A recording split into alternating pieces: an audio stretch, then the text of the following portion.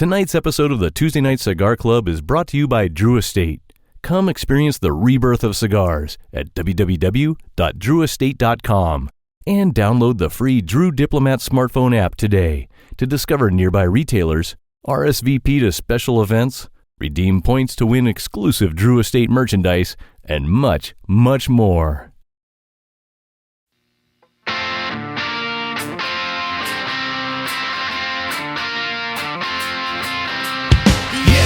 Might be a big mistake, but I'm having too much fun to wait. Flag her down when she comes back by. That one's yours and this one's mine. Bring another round. Bring another round. Bring another round. Bring another round. Bring another round.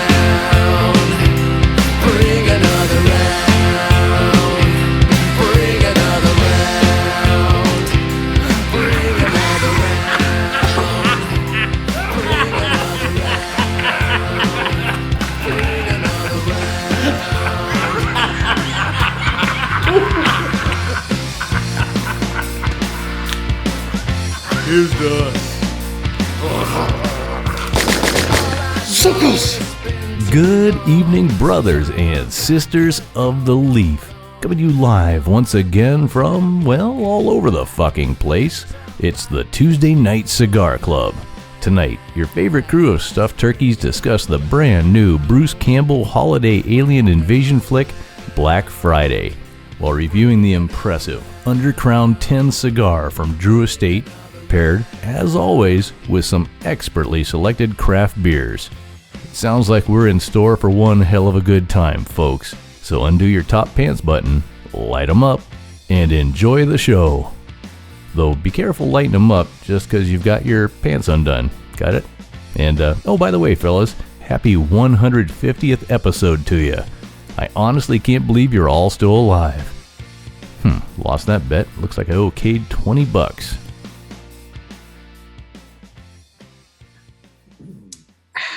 Everybody have a nice Thanksgiving? As it could be. As it could be. That's a resounding yes. Yak Boy, good Thanksgiving? Very good Thanksgiving.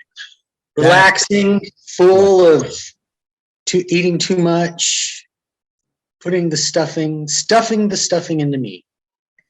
You stuffed the stuffing and then stuffed it into your face. That is correct. Triple stuffing. I like it. Doctor, good Thanksgiving? It was wonderful. How was yours? It was good. We had a couple of them. Fortunate that way, but as you boys know, it's been kind of a rough stretch here for me this year, going all the way back to last year, 2020, when this whole shit show began. We had to start doing the show via the internet as opposed to getting all together. So I have something to tell you guys. And I wanted to wait till we were all together to drop this on you. But maybe by me sharing this, it can help one of our listeners who's going through something similar. So the day after Thanksgiving, I checked myself into an outpatient rehab program. Oh, dude, what's up? It turns out I couldn't quit cold turkey. I love it. Cold turkey sandwiches. Just after I've been drinking all night, I'll go to the fridge and just grab some cold turkey out of the leftover stuff and just munch on it. I cannot quit cold turkey. So I'm getting some help. Okay. And I'll let you guys know how it is. Yak Boy, if you want me to bring you to a meeting, I know you like your cold turkey. I do. Yeah. I do. Doctor, do you like cold turkey sandwiches? I prefer to have warm turkey. Okay. I'm just kidding, of course. None of us are going to rehab. It'd be crazy. We got at least another 50 shows in us. 25? I mean, that's the goal. Hey, can we at least get to 169? That seems like a really good one to end on. We'll go out on top. In all seriousness, I did read this interesting tidbit over the holiday, though. Little trivia for you guys. If the original Pilgrims were still alive today, what would they be most famous for? Genocide? No, their Wait. age. Their age. Duh. They'd be like over 400 years old. Oh, okay. Like Tut's answer. No. Oh, good, Tut. For Christ's sake, Tut, think how old they would be. They would be old. They would be old. I mean, That is there's correct. the genocide thing, disease, and I just want to go there. Just use your noggin next time. Come on. Okay. Yeah. Well, Doctor, I know Thanksgiving is your favorite holiday. Could you give us? I'm just curious. I know your family well. I know you well. Tell us what you chomped down on at Thanksgiving dinner. I want to visualize the doctor's dinner plate. Boy, let me tell you. Normally, my mother doesn't buy a whole turkey. She usually gets like the turkey breast that has, which is enough for everybody. But she had to purchase a whole turkey. So we had the whole big old sucker with the legs and the wings and all of that stuff going on. Of course, turkey skin it's a little rougher, but man, delicious. I had plates of turkey with a nice brown onion gravy and some mashed potatoes. Okay. My mom also makes a sort of, I guess it's a Medley. green beans and bacon. Why have green beans, but chop up some like maple flavored bacon and make a green bean bacon concoction. Yummy. Some buttery corn. Okay. Some croissants with butter. Man, just plates of that. Drank some rosé champagne with the meal. And then after gorging on that, out came the pumpkin pie with a big dollop of whipped cream on top. And of course, for me, after a few glasses of champagne, I switched over to the amaretto to go with the pumpkin pie and the whipped cream. And oh man, it was delicious. And then I just sat there like a bump on a log watching the Cowboys game, which was both exciting and disappointing. But all in all, a wonderful, fantastic day. Man, sure sounds like it. I was wondering if she did any of her famous fondue to start things off. No, that was a Christmas Eve thing. I knew it was around the holidays. Okay. We kind of abandoned that a few years back. I think it got a little too problematic. Okay. Oh yeah. Did your sister ever get out of the burn center? No one was burned and went to a burn center. Oh, okay. Okay. Well, yeah, speaking of turkey, I actually picked up an 18-pound turkey from a barbecue food truck and took it to one of our get-togethers. Oh my God, man, this thing was just enormous. And then at another one, they did the same thing. They cooked just the little individual breasts. And I got to be honest, at one of those, I won't say which one. I want to protect the innocent. The turkey was just inedible. I mean, it was just little dry. It was just dry. I mean, it was something. I mean, something was going on, and I could read the room. I wasn't the only one thinking it. I suspected that something foul was going on, but there's no way I could really prove it.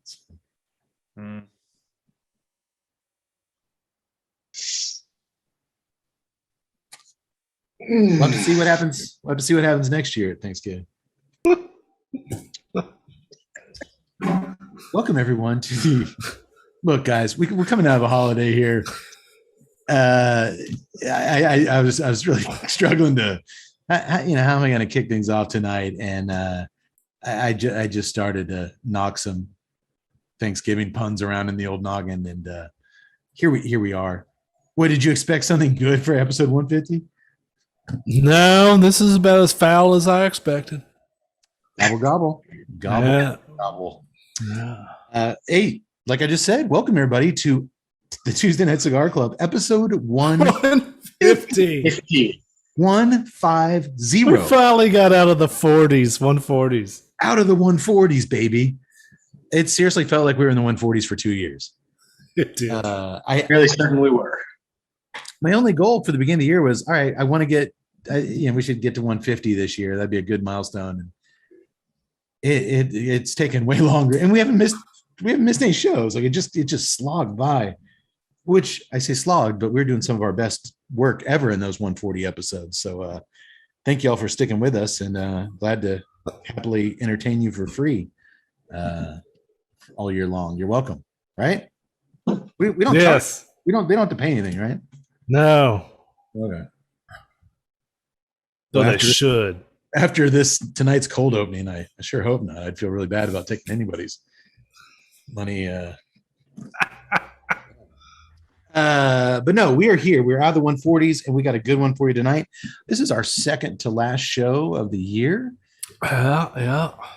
It would have been cool to end the year on 150 with a bang, but as usual, we fuck everything up. So we're going to end the episode on 151, which, hey, we could pair with 151, but they discontinued it. So, jeez, man, nothing ever works out. God, shit. No more 151, eh?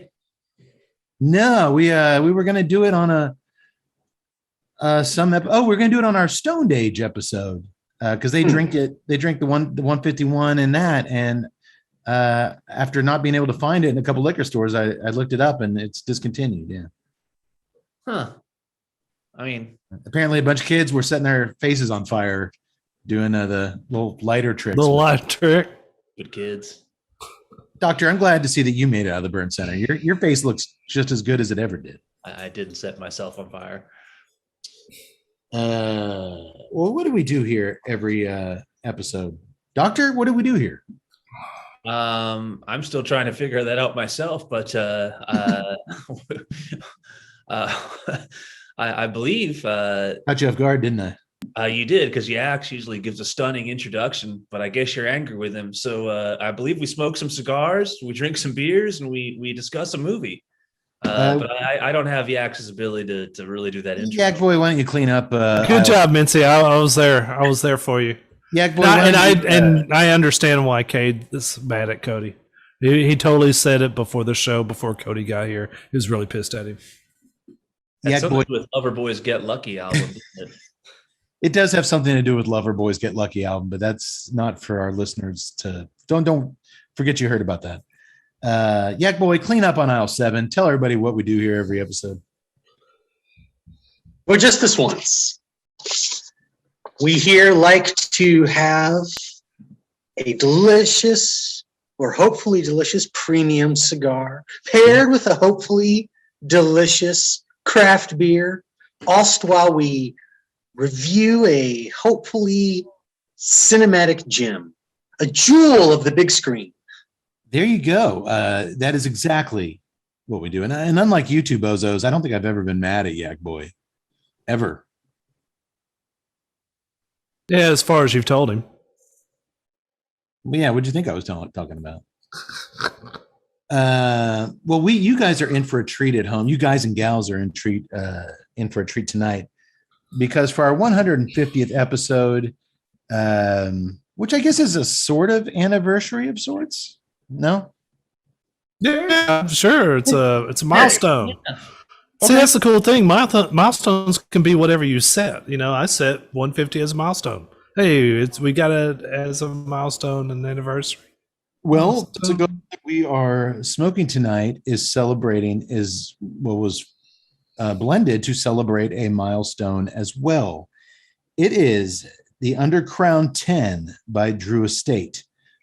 If you've ever seen an Undercrown cigar, you're going to be like, oh, that looks a lot like the Undercrown Maduro, only it has a gold ribbon over the top, which designates that it is and there's also a little 10 underneath the lion's head there, but otherwise it is a very dark shaded wrapper. It also has a footband that says all decked out, celebrating 10 years of Undercrown. Let me tell you a little bit about the cigar, and then we'll go from there. It is a 6x52 Toro, Mexican San Andres wrapper, Connecticut broadleaf binder, Nicaraguan filler. I'll say price point till last. The Undercrown's 10th anniversary line. First of all, on this little wrapper deal, you'll see a lot of guys online move it to the side, like so, and they'll cut the wrapper with a V cut, and then stick it back in there and tighten it so it's like a thong. They'll actually smoke it with the ribbon on there. I just pull it out. I was just giving you a heads up. There's options. I could take my underwear off, wrap it around the cigar, smoke it through that. That's an option. That's not going to happen. Well, I'll turn off the Zoom really, really fast. If no, I'm here to work. Here, hang on a second. Working for the weekend, like Loverboy? Hit my music. The Undercrown's 10th anniversary line was first shipped unbanded, completely naked to consumers as a mystery cigar as part of Drew Estate's Freestyle Live event back in May of this year, where the cigar was formally introduced to consumers. I, of course, guessed correctly what the mystery cigar was, while so many other suckers failed, and they were guessing all sorts of crazy stuff. I guessed that it was the Undercrown 10th. If you remember, there was once a website on the internet that said I was the best at doing something with cigars. I forget what it was. There once was. That is true. They got shut down quickly after they said that about me. I lost all credibility, but we have a very long history with the Drew Estate's Undercrown line here on the show. The Undercrown Shade Grand Toro was ranked as our number 2 cigar of the year back in 2015. The Undercrown Sun-Grown Corona was ranked our number 9 cigar of 2017. And most recently, this surprised me. It shows you how the Undercrown Sun-Grown Dojo Dogma release was given our number 3 spot on last year's list. I remember that. I liked it. I like the Dogma, the Sun-Grown. I do like the Sun-Grown. I have not smoked a Dojo Dogma since, and I was like, holy shit, number 3, okay. And I've also reviewed a bunch of other impressive Undercrown releases on our website, TuesdayNightCigarClub.com, such as the Shade Flying Pig, which is awesome, and the Shady XX limited release they do with Eminem. Yeah, every once in a while. And the original Undercrown Maduro, the one that this is celebrating 10 years of, is one of my favorite. We've actually never featured that on the show. Is one of my favorite go-to sticks of all fucking time. I've probably smoked more Undercrowns maybe than any other premium cigar ever. It's one of the first cigars that made me fall in love with premium cigars, with the Drew Estate culture. It's got a special place in my heart. So I'm extremely pumped to light this sucker on fire. Flame on, boys. Light them up. And while you guys get going, what'd you get on the cold draw, Ted? I got a little barnyard there. Some rodeo stuff, huh?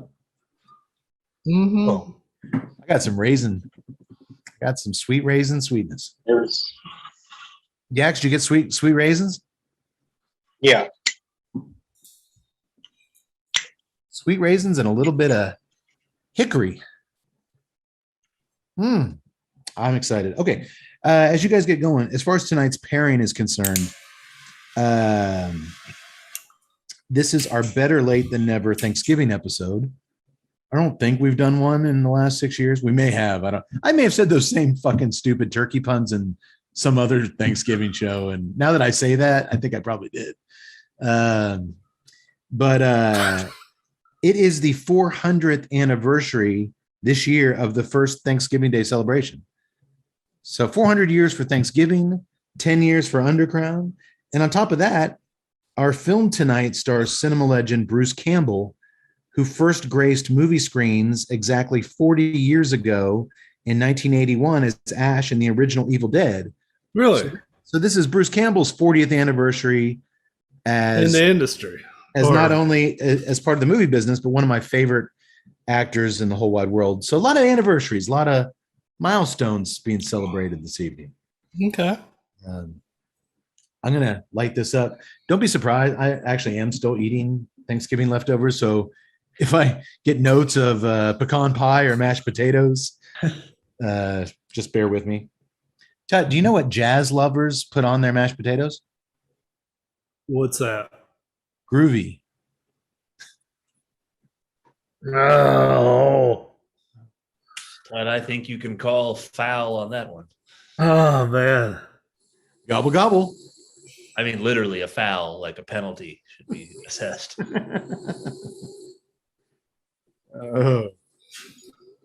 I am getting a very distinct medium to full black pepper through the nose. To me, it is not mild. That retro is pretty potent in the early goings, and then I'm getting a really nice French roast black coffee mixed with a woodsy kind of like I said, it's almost like the cold draw, like a hickory or an oak coming through on the draw. Very woodsy and coffee heavy. And to me, that retro Yak Boy is pretty ballsy, actually. Tut. See, that's weird because I'm siding a little bit with Yak on the black pepper. It was there on that first light. It was like boom, and then it set down immediately. It was like there was a huge pepper on that retro hill. Then it just set its ass down. And then you guys are a little ahead of me though, so that might be it. I'm missing the coffee and the sweetness, but I'm definitely getting that woodsiness. But I'm getting more of it's sliding into mineral. I mean, it's starting to slide heavy mineral.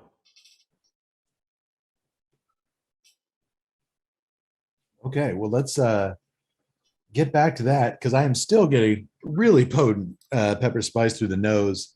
And that's not to say it's not there. I mean, it's there, but to me, it's a very pleasant one. Oh, it's I'm enjoying the hell out of it. But yeah, when Yak's described it as kind of a mild spud, it's not playing mild for me at all.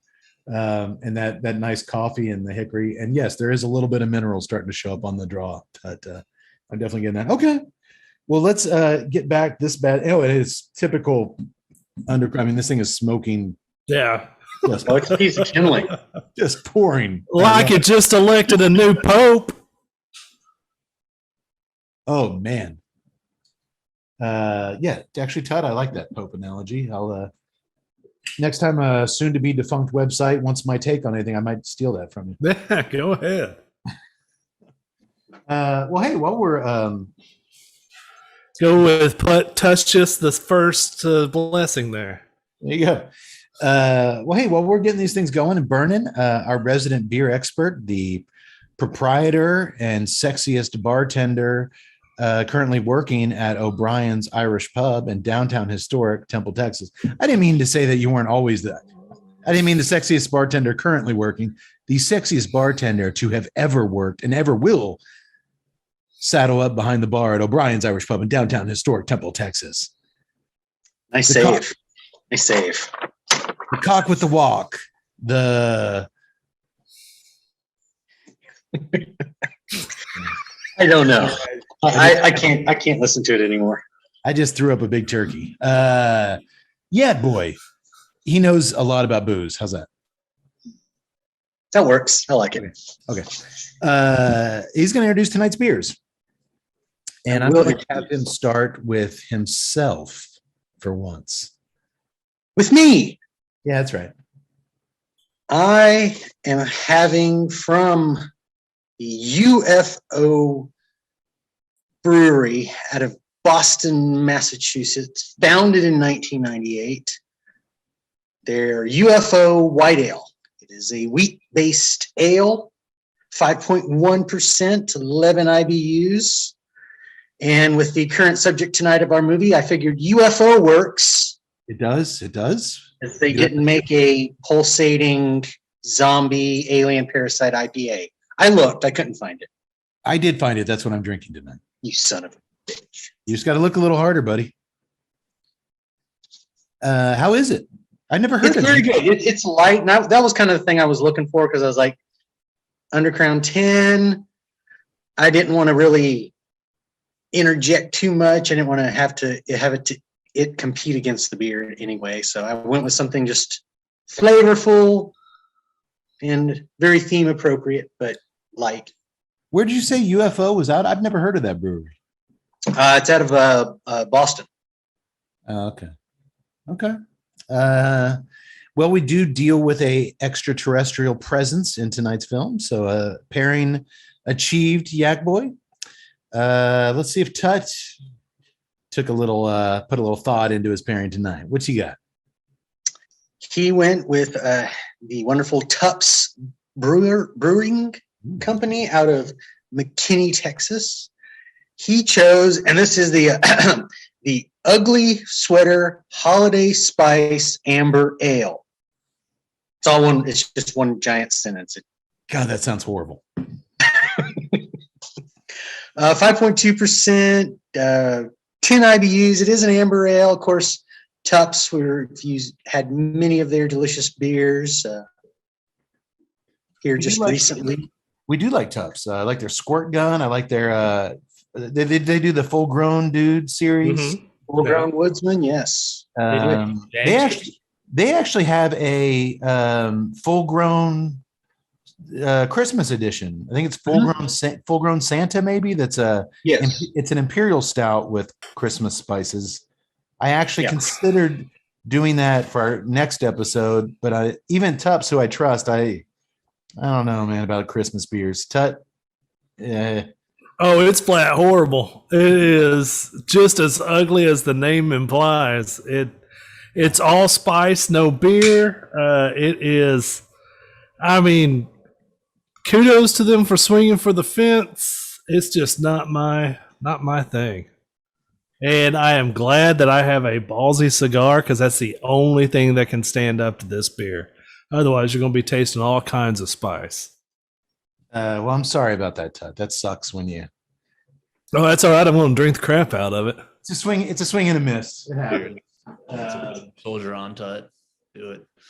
Well, I will send you over to the doctor then. Doctor, as loyal listeners know, isn't currently able to smoke with us, but he is, thank God, able to drink with us. So why don't you let us know what the doctor's drinking?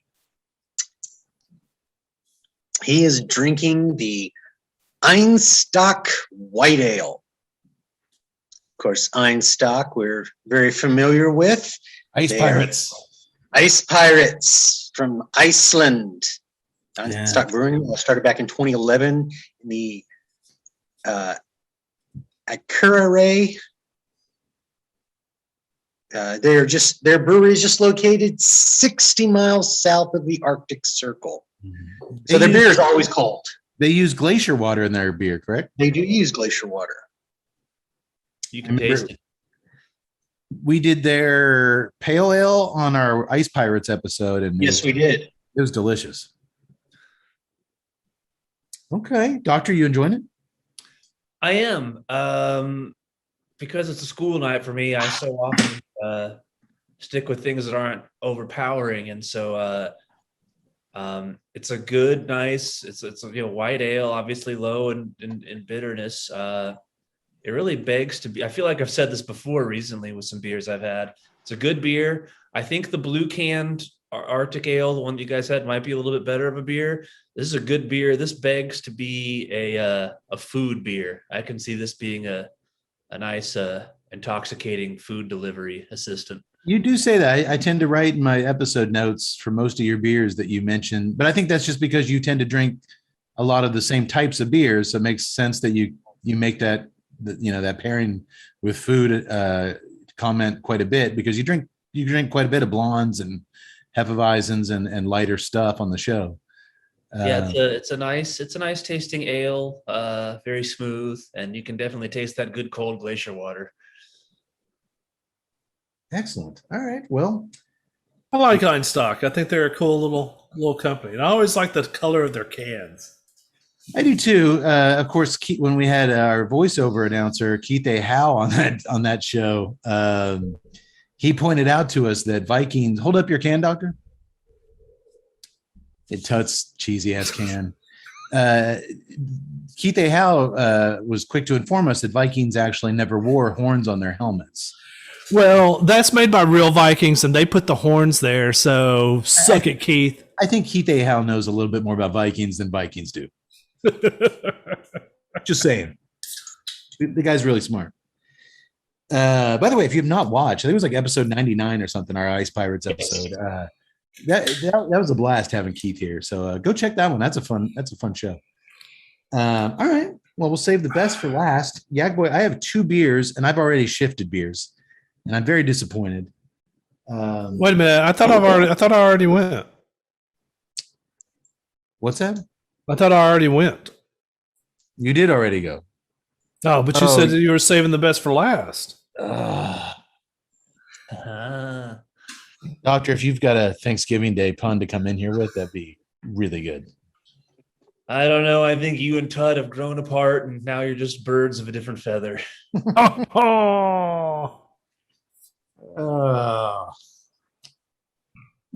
know what you call a turkey the day after Thanksgiving, Doctor? Lucky. That's actually true, yeah. Well, here's what I started out with. Why don't you tell us a little bit about this one, Yaks? The Double Galaxy from Ingenious Brewing. Ingenious Brewing. Located in Humble, Texas. We are quite familiar with Ingenious Brewing. The Double Galaxy is 8.2%.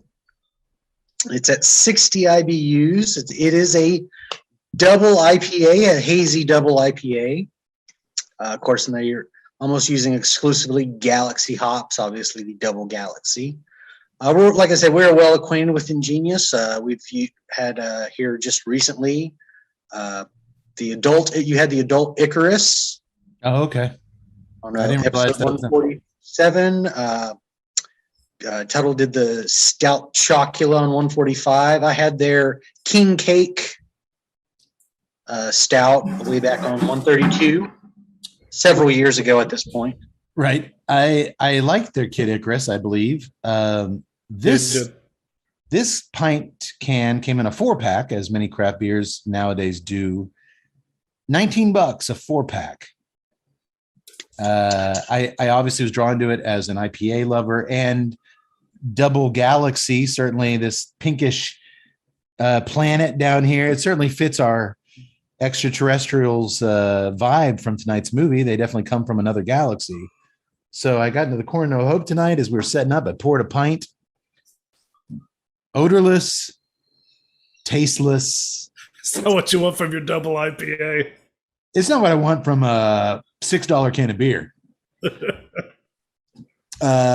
Nothing going on. Odorless and tasteless.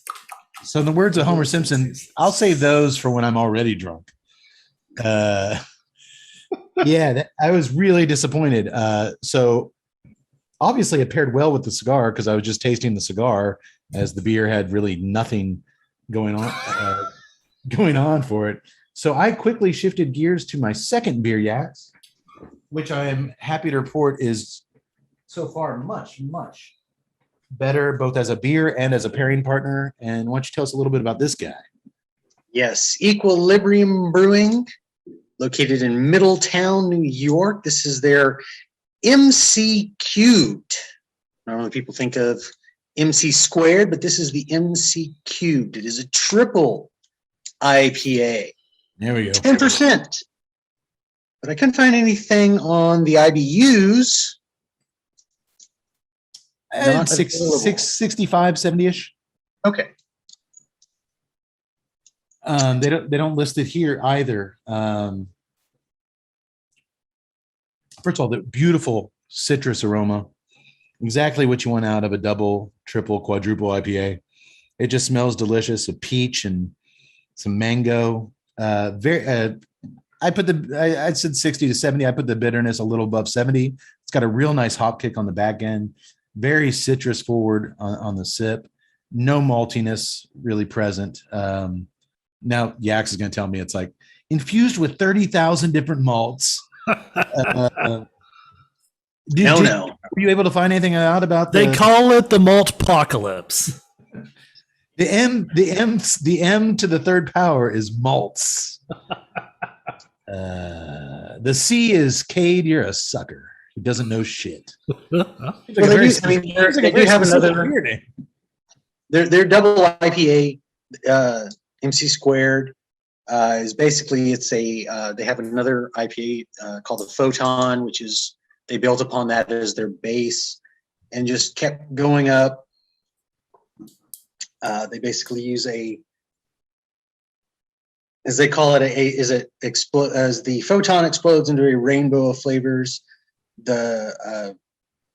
They built upon that and into the MC squared, and the MC3 is basically the maximum permissible dose of hop steroids. I'm not sure what that means.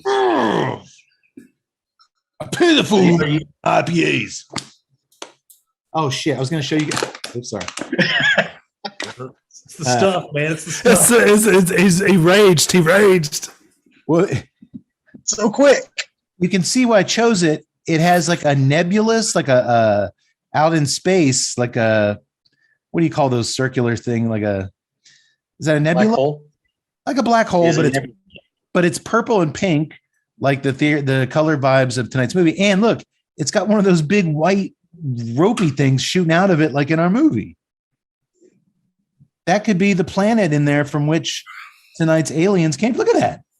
Yeah. I kind of see that. I mean, strictly from a pairing perspective, just the artwork on the can really works.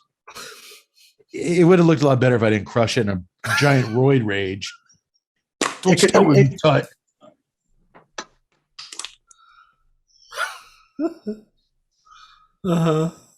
It's easy to put on 20 pounds of muscle over the summer when all you drink is double IPAs all day. That doesn't make any sense at all.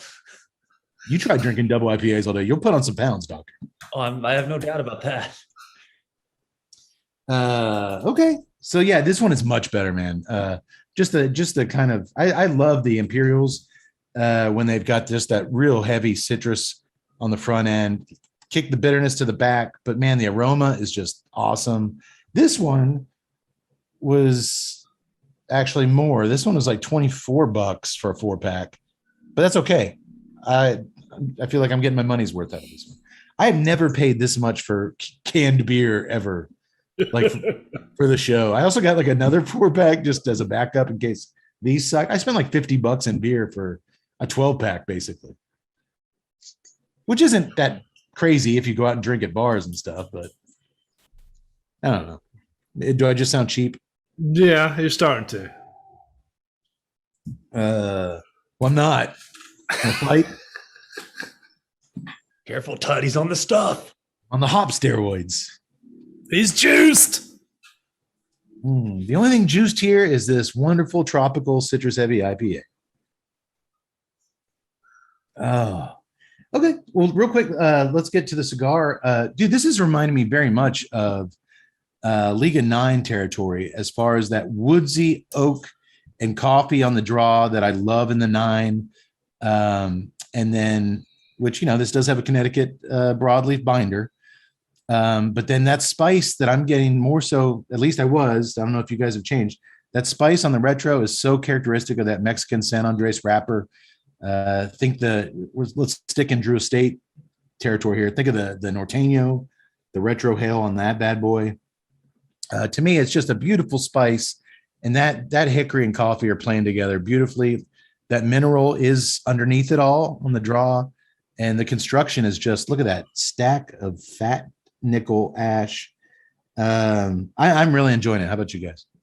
Yeah, and I agree. I think it is sliding into Liga territory. I wish I was picking up a little bit more of the woodsy stuff. I'm still heavy into the mineral. The spice on the retro hills there, I think a Norteño comparison isn't out of bounds. I think that's pretty good. Spice wise. Yeah. I'm really, really digging the cigar. I would like to get more of that woodsy stuff though, but yeah, I'm happy with the mineral. Well, give it time. Are you getting it at all, Yak Boy? The mineral is just a nice, steady, just completely steady in the background, like y'all said. But the hanging on to just a little bit of that sweetness. The spice is picked up a notch, but I mean and like you mentioned, that I'm getting that little bit of coffee. Not too much, like you said, with the hickory. I'll have to say I'm not. Hopefully, I'm getting close to halfway, so maybe it's going to pick up. But okay, I know what it is. It's blasting everything that's not dominant. You think the cinnamon, nutmegs, cookie sprinkles, and chocolate chips might be? Hey, I'm just glad I can pick out the mineral and the spice on the retro hell that I like. Yeah, they're definitely there. And that woodsiness, it's oaky to me, but I would also accept mesquite as an answer. Got a problem with that? Pretty sure you said hickory earlier. It went from hickory to an oakiness, and now it's kind of an oaky mesquite blend. Well, let's hope it doesn't turn into hackberry. That's never a good thing. Apple smoked bacon. This is like you've got the brawny lumberjack in your mouth. Something you know about. Is that pine? No pine. No pine. And you watch yourself, doctor. I think that might have been more inappropriate than when Tut said that rubbing that one cigar was like rubbing Indiana Jones in your hand. I just said I had the brawny lumberjack paper towel guy in my mouth. I'm pretty sure I said Indiana Jones's jacket. His jacket. Oh, like he threw it on a coat rack and then you were touching it? Yeah, then I was touching it. You weren't like following around on his little adventures. Well, I was. Oh, yeah. In your dreams with a little New York Yankees cap on. When no one is looking, you would jacket. Okay. Well, hey, speaking of cigars, you know who makes some damn fine ones like this? Drew Estate. Hey, they actually do make some fine ones just like this. That's right, Tut, Drew Estate, and they're about to make someone a whole lot richer.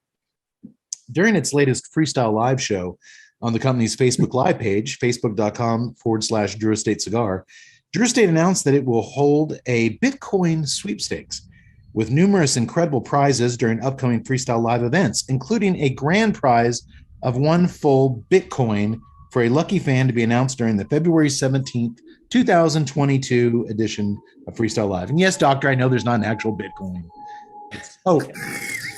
And I just made the white supremacy symbol.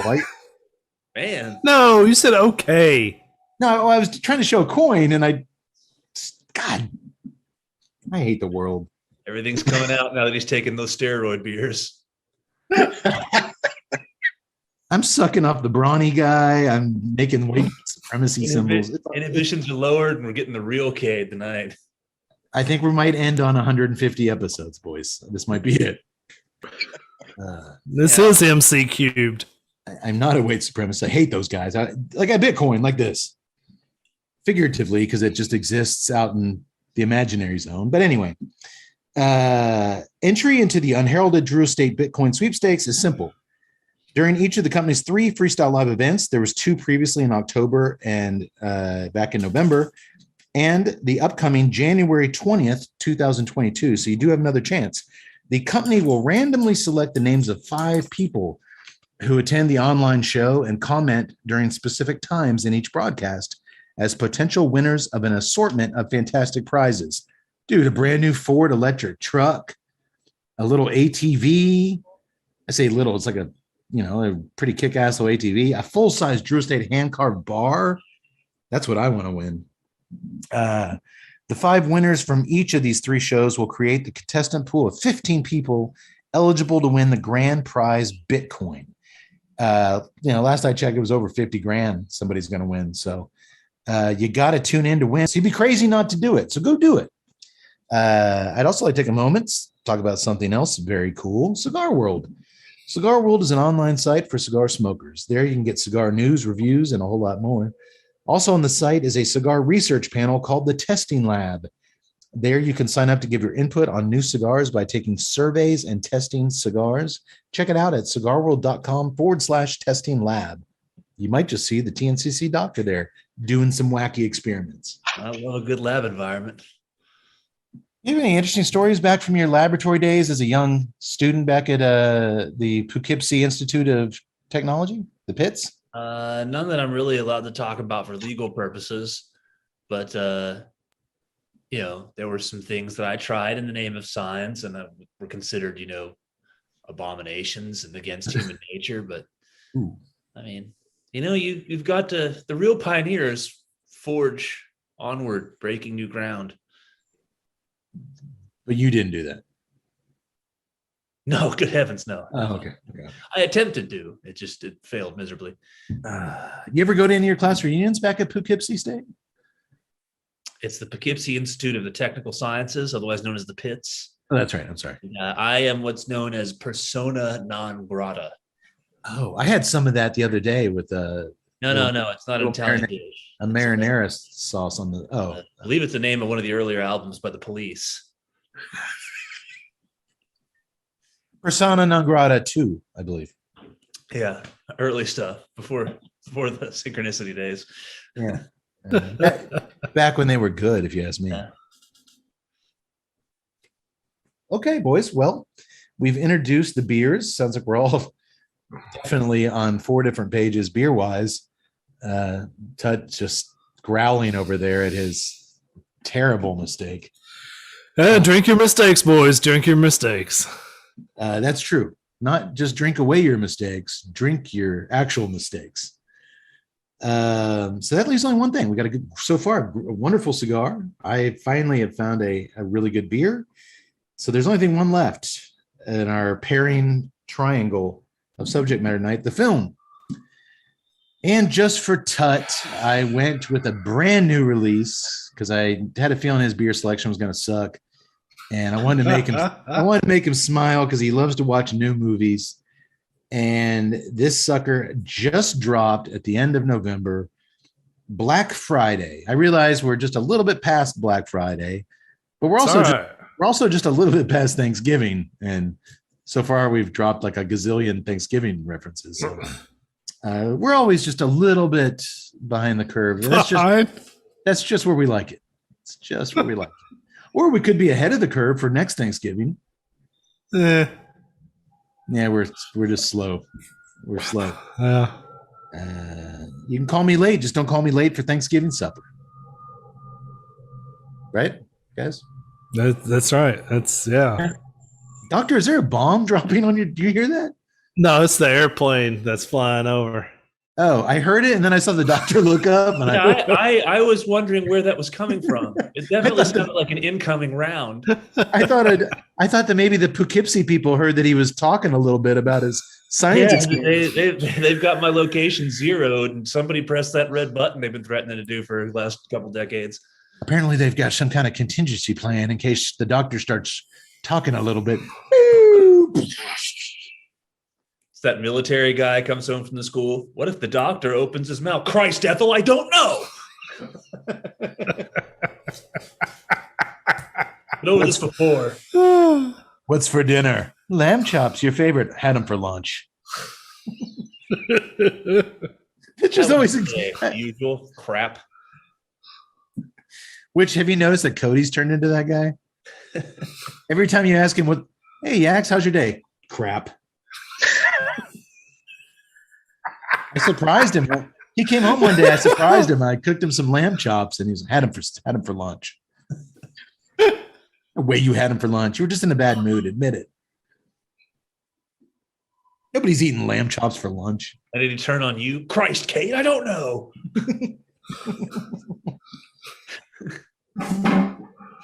Needless to say, I slept on the sofa that night. Well, I know I should have made those Thanksgiving puns, but I didn't. I didn't. I guess let's just call this thing off and watch Turn of the Living Dead. I think things are about to go gangbusters here, folks. Strap into your seats. Get ready because we're about to talk about the film Black Friday. Tonight's movie was written by Andy Grezkowiak. Hope I said that correctly. And directed by Casey Tebow, no relation to Tuttle's man crush, Tim Tebow, the legendary college quarterback and the failed NFL tight end. All the same person. But no relation to Casey that you know of. No, this guy spells it Tebo. Of course, he's won more playoff games than the Bears have. He actually has, yes. How many have you guys won since then? I was about to say, and the Cowboys. Wait, what are these? What are these playoffs of which you speak? I don't know. It's Playoffs. Some kind of Playoffs. it's something they do for fun after the season's over. I think just for extra. you guys quit talking about those third and fourth or seventh worlds from Game of Thrones. Okay, I don't know what playoffs are. Some sort of magical land. You guys ready to talk about this movie? Yeah, sure. Okay. If during the point you guys get any holy shit moments in the cigar, let me know. For me, it's just that woodsy coffee, very Liga 9-esque profile on the draw, but just a very more distinct spice than a Liga 9 through the nose, which I'm attributing to that San Andres wrapper, which is kind of cool because it's like if you've ever wondered what a Liga 9 with a more spice forward retro would be like, this kind of has it, and it's got the smoke profile of a Liga to I'm digging it. Yes. I can't really play something like it in the Drew catalog so far. Which makes sense. Why would you put out a cigar you already have something like? Yeah. But very cool. Oh man. Hold on. Hold. Everybody stop what you're doing.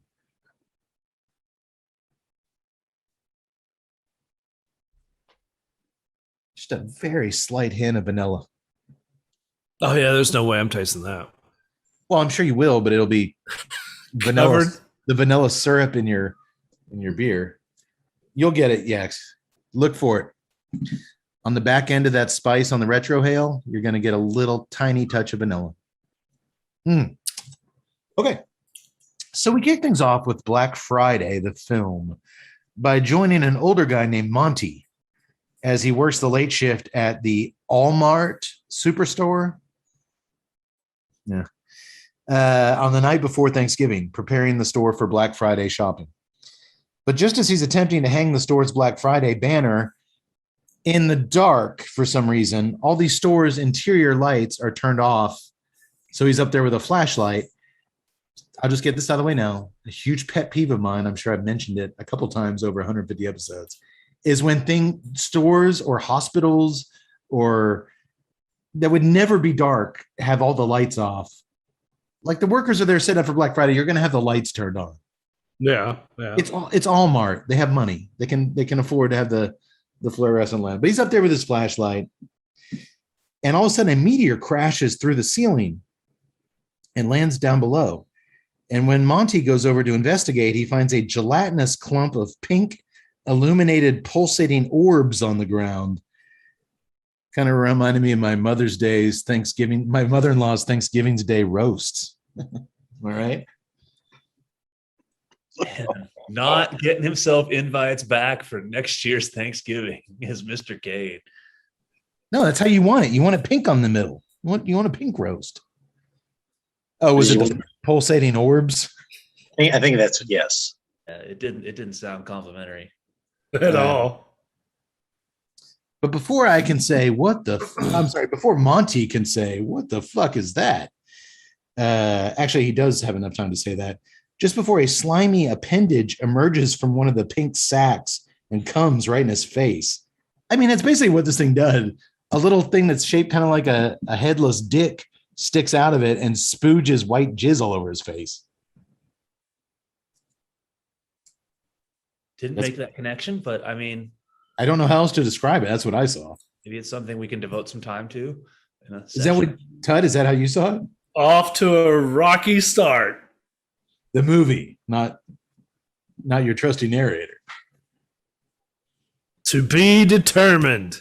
A few moments later, dude, really? You guys didn't get a jizz thing out of this whole movie every time these ropey wads of white gooey stuff shoot out of these things? I don't know. I mean, I guess there's two kinds of people. Some people's mind immediately goes to jizz, and some people's minds who don't. What'd you go to? Spider-Man's webs? No, I didn't make any analogy. I just, Okay. Well, I thought it was just like some kind of fungus. Not alien organism. Well, it's an organism's orgasm. unfortunately, I can tell you that I am going to be referring to it as jizz quite a bit because my spell check when I was writing up my notes, kept changing it to jazz. And I was like, no, I want jizz. And right then my neighbors were walking their dog, and I'm like, I want jizz, damn it. Like Kate's hitting the keyboard real hard. I want jizz. I don't know. Okay. Well, a few moments later, when a couple of coworkers, and you know what, that's an elderly couple, and I'll clear it up with them at some point. Might be too late. It might be too late. A few minutes later, when a couple of coworkers come to check up on Monty, we see that he's transformed into something else, something that's now growling and covered with pussy lesions. And as Monty, or what used to be Monty, attacks his buddies, we cut to the opening credits, which are comprised of black and white blurry news footage of Black Friday crowds trying to get into stores and going crazy, while an upbeat Christmas jingle plays over it all. I kind of got the vibe of the Dawn of the Dead remake. That's what they're trying to do. Yeah. The news footage with a kind of a classic jingle. And yeah, obviously that's kind of an iconic opening credits at this point, but I like the Christmas music, and I didn't know what we were getting into here. So I was okay with it. But then we cut to a minivan pulling up to a house in the suburbs where Ken Bates, talk about the ultimate white dude name, is dropping off his two daughters at his ex-wife's house for Thanksgiving dinner. Doctor, who's the actor playing this white dude? That would be former teen idol of some renown, Devon Sawa. Yeah, he when we were coming up, he was the star of a movie called Idle Hands. Okay. With Jessica Alba, where a demon would possess your severed hand and make it do stuff. And then I believe he was also in the Final Destination films. Yeah, I'm not as familiar with those. I think he might have been at least in the first one. Yeah, I only saw the first one, so that's made sense because I couldn't place where I knew this guy. Idle Hands, I've seen the first Final Destination, but I still couldn't place him. Tut, we spent a lot of time with this guy on the podcast. Do you remember? No. Do you remember the John Travolta film, The Fanatic, where he was the obsessed? Oh, is he the dude? He's the movie actor. Oops. That John Travolta stalks and takes prisoner. Well, now it makes sense as to why I recognize this guy. Well, here's the deal. This guy has turned into a really good actor as an adult because he plays a very different character than in The Fanatic. Yeah. He was a very kind of an ex-Hollywood star turned doing the convention circuit, kind of bitter, kind of burned out jerk in that movie. And he does not play that at all here. He also was playing a very different role. I gave up on the show, but I watched the first few episodes of the Sci-Fi Channel Chucky show, and he's in that as he plays like a very wealthy father of one of the teenagers in it, and he was really good in that too, from what I saw. Isn't that I don't know if it's depressing or if it's just kind of weird, or maybe it's kind of cool. I don't know that an actor that we first grew up with being kind of our age as a teenager in Final Destination, all that is now in Chucky playing the father of teenagers. That is what it is. I mean, you cope with it or get depressed over it, I guess. And I am coping. 2 words. Drink up, boys. Okay. Well, yeah, we did a whole movie on this guy, and we all liked him in that movie. I think we all thought he was really good. He wasn't Travolta level good in that thing. Travolta rocked that. I was about to say, just you mentioning The Fanatic, I actually need to go back and revisit that movie. I remember liking it a lot. Doctor, I don't think you were there for that one. No, I don't recall that. It's directed by Limp Bizkit's Fred Durst. Okay. And it basically plays. Don't let it fool you. John Travolta as this socially awkward mullet. He has the hairstyle of who's the guy that owns the Raiders? Mark Davis, Al Davis's son. Yeah, he's got the Mark Davis hairdo, and oh man, it's a weird movie, but it was good. Okay. Well, anywho, this guy pulls up to his ex-wife's house to drop off his kids for Thanksgiving dinner. Ken's young's daughters can't stand their new stepdad, Grant. They say because he uses Axe body spray, Yak Boy style, and farts all the time, Tut style. That's fair. I don't use Axe. No? He's got his own. He's got Yak's body spray. Yak's body spray. Okay. And honestly, Yaks, I just threw that out there, but you do tend to let it loose. It's biological. I can't help it. But Ken tells them, hey, heroes like himself, along with police and firefighters, have to work on the holidays, so go have fun with your new family. Only Ken's job isn't anyway considered emergency services, is it yet?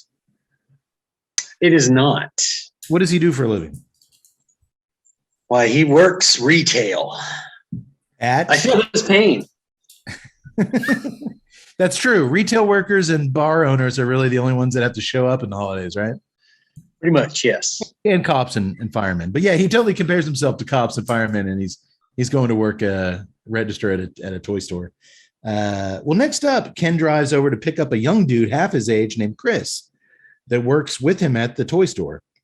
Chris is a clean freak germaphobe who still lives with his parents, which wouldn't be such a bad thing in your early 20s if your dad didn't charge you rent and he wasn't a ginormous dickhead. Dude, he was a big dick, man. Yeah, this guy's just trying to get out of his house and go to work. He's like, "Can you keep it down, Chris? We're trying to have Thanksgiving dinner." He's actually got a job. He's trying to live up to your bullshit rules. Man, that dad was I'm going to call that dude Thanksgiving dickhead dad. As they drive to work, Chris moans about having to work while everyone else watches football and eats pumpkin pie. But Ken tops that story by telling his friend that he and his daughters ate Thanksgiving Day breakfast together, which is just as sad as it sounds, he says. And it actually does make Chris feel a little bit better. Like, there's nothing more depressing than Thanksgiving breakfast. As they drive, they can't help but notice when they go by the giant Walmart superstore is totally dark, which doesn't make much sense as Black Friday grows near. We then arrive at We Love Toys, LUV. We Love Toys, a big chain toy store in the vein of Toys R Us, which are sadly not a thing anymore. I think 3-4 years ago they went under. So I don't think there's any big chain toy stores anymore. No. This film was actually shot in a old abandoned Babies R Us, which we went to all the time with our first kid to register for baby stuff and got baby stuff. And but I don't think any of those things exist. It's all online now. It's kind of sad. Well, there's already a crowd of holiday shoppers lined up along the front entrance to the store. My favorite were the middle-aged husband and wife. And dude, this guy looks like ass. He's got like veins are starting to kind of blow up around his eyes, and he's got, just snot running down. So he's like, "Honey, I don't feel so good." She's like, "You're fine." Like rolls her eyes, looking at him like, this chick is just zeroed in on that door opening and getting some savings. Poor bastard. As Ken and Chris clock into work, they're greeted by warehouse manager Archie, played by longtime cinematic badass Michael J. White. Oh yeah. Loved it. Spawn himself. Black Dynamite himself. Black Dynamite. My favorite Michael J. White role. And dude, did you guys ever see, I don't think it was actually in the film, there was deleted scenes of him in Kill Bill. Yeah. I never saw the deleted scenes now. Yeah. Oh, you got to try to track those down. Okay. This dude is just not only is he like martial arts champion, isn't he? Yeah, not only is he just extremely talented martial arts guy, why he was never in an Expendables film, I don't understand. No, because he's got the action chops. I always think he's one of those guys that even if you don't know exactly who he is, you've recognized him from somewhere. And he's just, to me, he's a presence. He's a screen presence. Well, I think his voice just as much as martial art. The guy's got this dominant, just awesome trademark voice. But if you're not familiar with his work, I say go straight to Black Dynamite because he really gets to show a sense of humor. Playing kind of it's a spoof on the blaxploitation flicks. Yeah. Oh my God, I love that movie. Well, he's the warehouse manager, and as he sees his boys walk in, "Welcome to the shit show." Ken almost immediately starts flirting with Marnie, a very cute and visibly much younger coworker. You can tell they flirt a lot with each other and are comfortable with one another as they agree to go get pancakes when their shift is over at 6 a.m., or as Ken jokingly refers to it, as a 10-hour descent into hell. And he's not wrong. I actually worked retail sales one year during the holidays, and it was pure hell. Do you guys remember the big chain of stores, Circuit City? Mm-hmm. Yeah. Fresh out of college with my shiny psychology degree and my minor in philosophy, I found myself, imagine that, working at Circuit City, selling VCRs and TVs with VCRs built into them. That was my specialty. And my God, Black Friday was, I don't remember a lot from that time frame because I drink myself to sleep every night and wonder where everything went wrong. But man, on Black Friday, we had like, it was because, you know, in the paper, they tell people what was, you know, the go-to things you're coming in to get.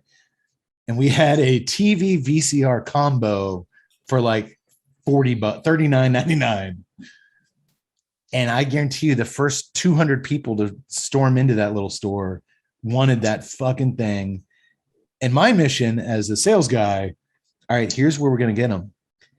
They're going to buy that TV VCR all built in one piece of shit. Oh, and the brand was Brock Sonic.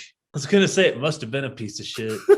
We in the business, you in Magna was it Sorny, Panaphonics or Sorny? we have the perhaps you've heard of Magnabox. Oh man, I wonder what ever happened to Circuit City. I don't understand why they are no Well, longer. I've been told by my performance on that Black Friday, it directly led to the downfall of the entire company. Here's the deal. You get them to come in for the Brock Sonic TV VCR combo, 13-inch screen, by the way, which people don't realize till they come in here what a tiny screen that is. They're like, what this? Like it's like a teeny little thing. But the manager's like, well, here's, you know, like the manager in tonight's film, there's always a catch on these Black Friday deals.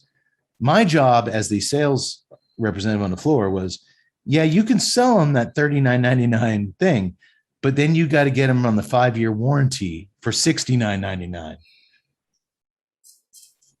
And I was like, what? Like, dude, I grew up in this town. Nobody waking up at 4 a.m. to buy this $39.99. I said Brock Sonic. We called it the Broke Sonic because these things just, you're lucky if you got to watch one movie on these things. They're toast. I'm like, you expect these people to pay twice or double, triple the sticker price for an extended warranty? And he's like, yeah, that's your job. Oh my God, guys. Never in a million years have I questioned my life, my choices, my future like I did that Black Friday. And it was like a 16-hour shift. And I went across afterwards. I remember distinctly me and this other poor bastard. I think he had like a poetry degree or some shit from some liberal arts college. We didn't drive. We just walked across the busiest street in town to this Mexican restaurant and just started doing tequila shots until we couldn't feel feelings anymore. I mean, I was so numb from that experience. It was, so I did have kind of a personal, I don't think they quite captured it, but that's not really the job of this movie to capture truly. Black Friday is a soul crushing experience if you're in retail. And like I said, worked on a Black Friday, but I did in college have jobs in retail in malls.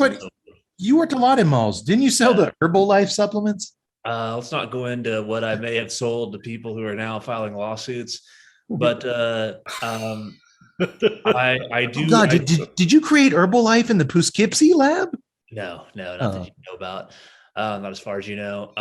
I certainly can see all of the retail jobs I had were summer.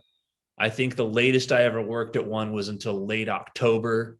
So I never did get a taste of that holiday experience. So I imagine that can be pretty bad. But I'll say this: there were a couple things in this movie. It's been over 2 decades now since I've been in the professional workforce, which has its own set of problems. But I'll tell you what, there were a couple of things in this movie that brought back some memories that were not so fond of those jobs and I did not have the Black Friday experience, just to dealing with customers and management type people in those No, places. there actually were, and I'll get into it as we move along. I actually thought I actually wish they had done a lot more of a deep dive into the retail worker, corporate America kind of ethos and environment. I thought that would have been really interesting to go more into it, but they kind of do some surface level stuff. But yeah, Doctor, I remember you worked at a shoe store in the mall, a cigar shop in the mall, A cigar shop. Those are probably the two big mall ones. And then I did video store. Worked at a video store. Yeah, I had several of the retail jobs. It's been a while, but there was some things there that I could relate to. Well, we'll get to those. Are you guys not getting any vanilla off of this? You're out of the equation.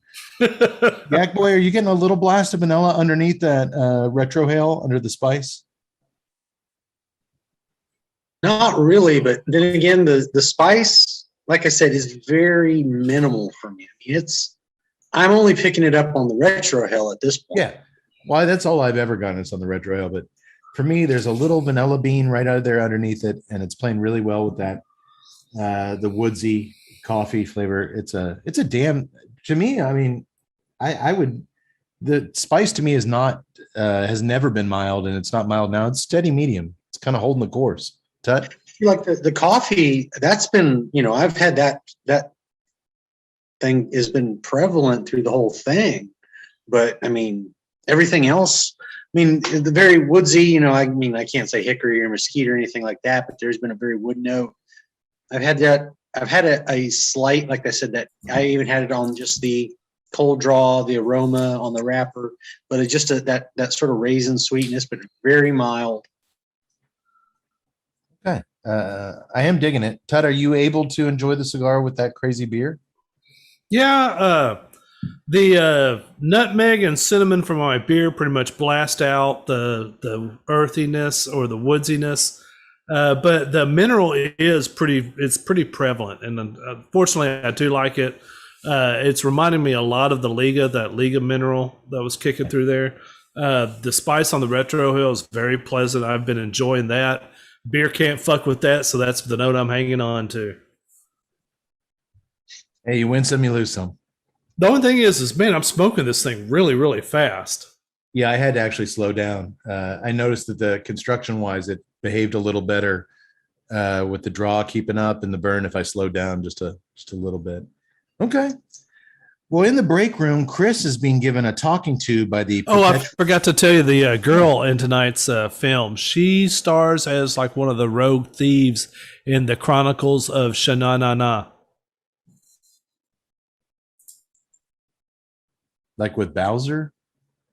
No, it's a MTV show called The Chronicle. Is it The Chronicles of Shannara? Shannara? Hold on. The Tales of Shannara. Is it The Tales of Shannara? Can I get to her first before we? Oh, I thought you just said she was flirting. He was flirting with her. Oh, that chick. No, she's the main chick tonight. Marnie. Yeah. She is in the Chronicles of Shannana. Yes. Shannara. Shannara. Yeah. You said Shannana. I was with Kate, like Bowser and Johnny. Did they do Elvira, or was that the Oak Ridge Boys? That was the Oak Ridge Boys. But I think Shannana covered it. And actually, I was told that my poor performance that Black Friday at Circuit City was also caused the downfall of the Oak Ridge Boys. They just had no more Giddy Up Oompa left. So, hey, it wasn't all bad. I did some good that day. At home, the Oak Ridge Boys making their hit list, my name on it. And there he is.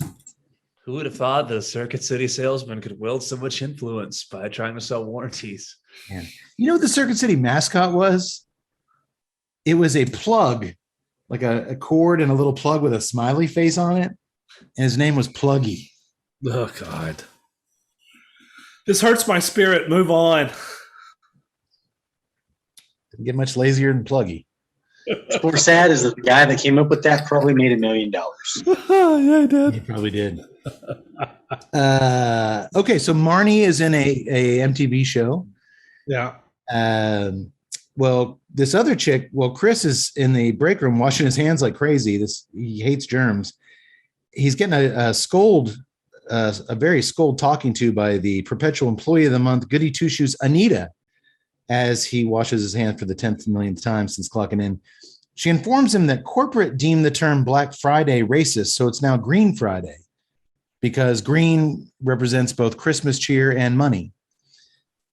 As the store gets closer and closer to opening, we also get to meet the assistant manager, Brian, played expertly by a young actor named Stephen Peck. I liked him quite a bit. The new guy, Emmett, he tells Ken, who he's supposed to train under, "Hey, my name's Emmett, but my friends call me M. You can call me M." And Ken's like, I can't do that. I'm not calling you that. But he's affable about it. He's not a dick about it. He's just like, I'm not going to say that. There's an old lady working there named Ruth. And last but certainly not least, the store's manager of 27 years, the sweater wearing, bow tie sporting, mustache having Jonathan Wexler, played by the one and only, the very groovy Bruce Campbell. And I'm going to be honest, that's the only reason I gave this movie a shot. I had no idea what this movie was. Didn't know I have any idea what it was going to be about. But as soon as I heard Bruce Campbell was in it, I'm like, all right, I'll give it a shot. Did you watch the trailer, or did he surprise you? Did not watch the trailer at all. So when he popped up on screen, or you saw his name in the credits? I saw his name. Yeah, I saw his name. Over the store's intercom from the safety of his office, Mr. Wexler gives his team a pep talk. He encourages them that after OSHA changed some rules after a bunch of people got trampled to death a couple Black Fridays ago, be sure and look after each other once the doors open, and be sure to let all the customers know that the popular Dower Dennis teddy bear doll has been recalled for an electrical issue. And we cut to a Dower Dennis teddy bear doll that the employees stick a defective sticker on downstairs, as Dower Dennis says, I'm not doing well. I'm exhausted. My back hurts. Well, who would want Dower Dennis? The entire TNCC. He's so damn dour, right, Doc? I don't see how. Don't people like happy things in Toy Story? I wouldn't want a Dower Dennis. Oh, my family left me. I don't blame them.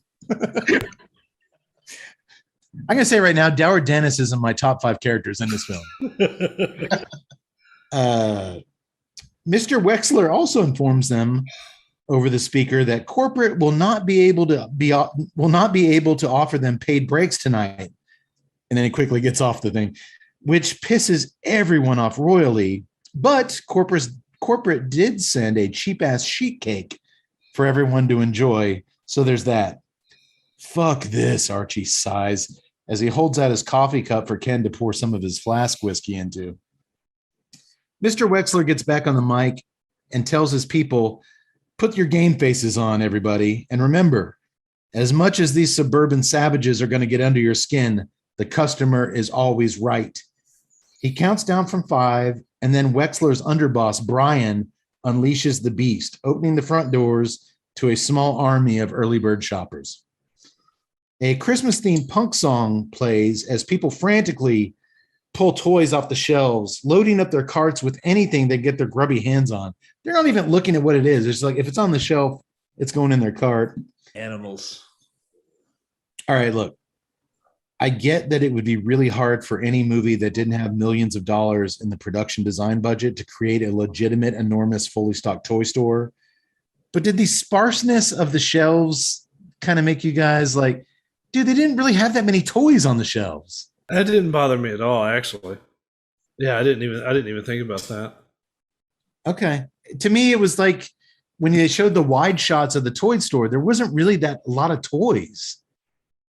Well, I mean, yeah, I noticed that, but I didn't really give it too much because, I mean, obviously I could, like you just said, they didn't have the budget. I mean, it's not like they could actually rent It's not like they had a Toys R Us to rent out to get a couple of shots. So you're saying, Yak, well, you actually showed this movie a little bit of grace and understanding that I didn't? It's got Bruce Sounds like motherfucking Campbell in it. Why wouldn't it?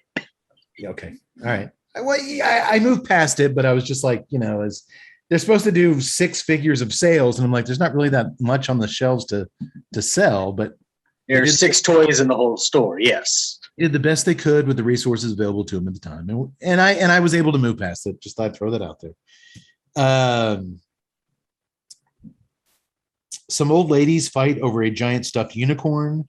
Some dude steals another dude's Paw Patrol playset when he's not looking out of his card. It's pandemonium. Everyone's just running around at a sprint, just grabbing whatever they can get their, as Doctor said, their grubby little hands on.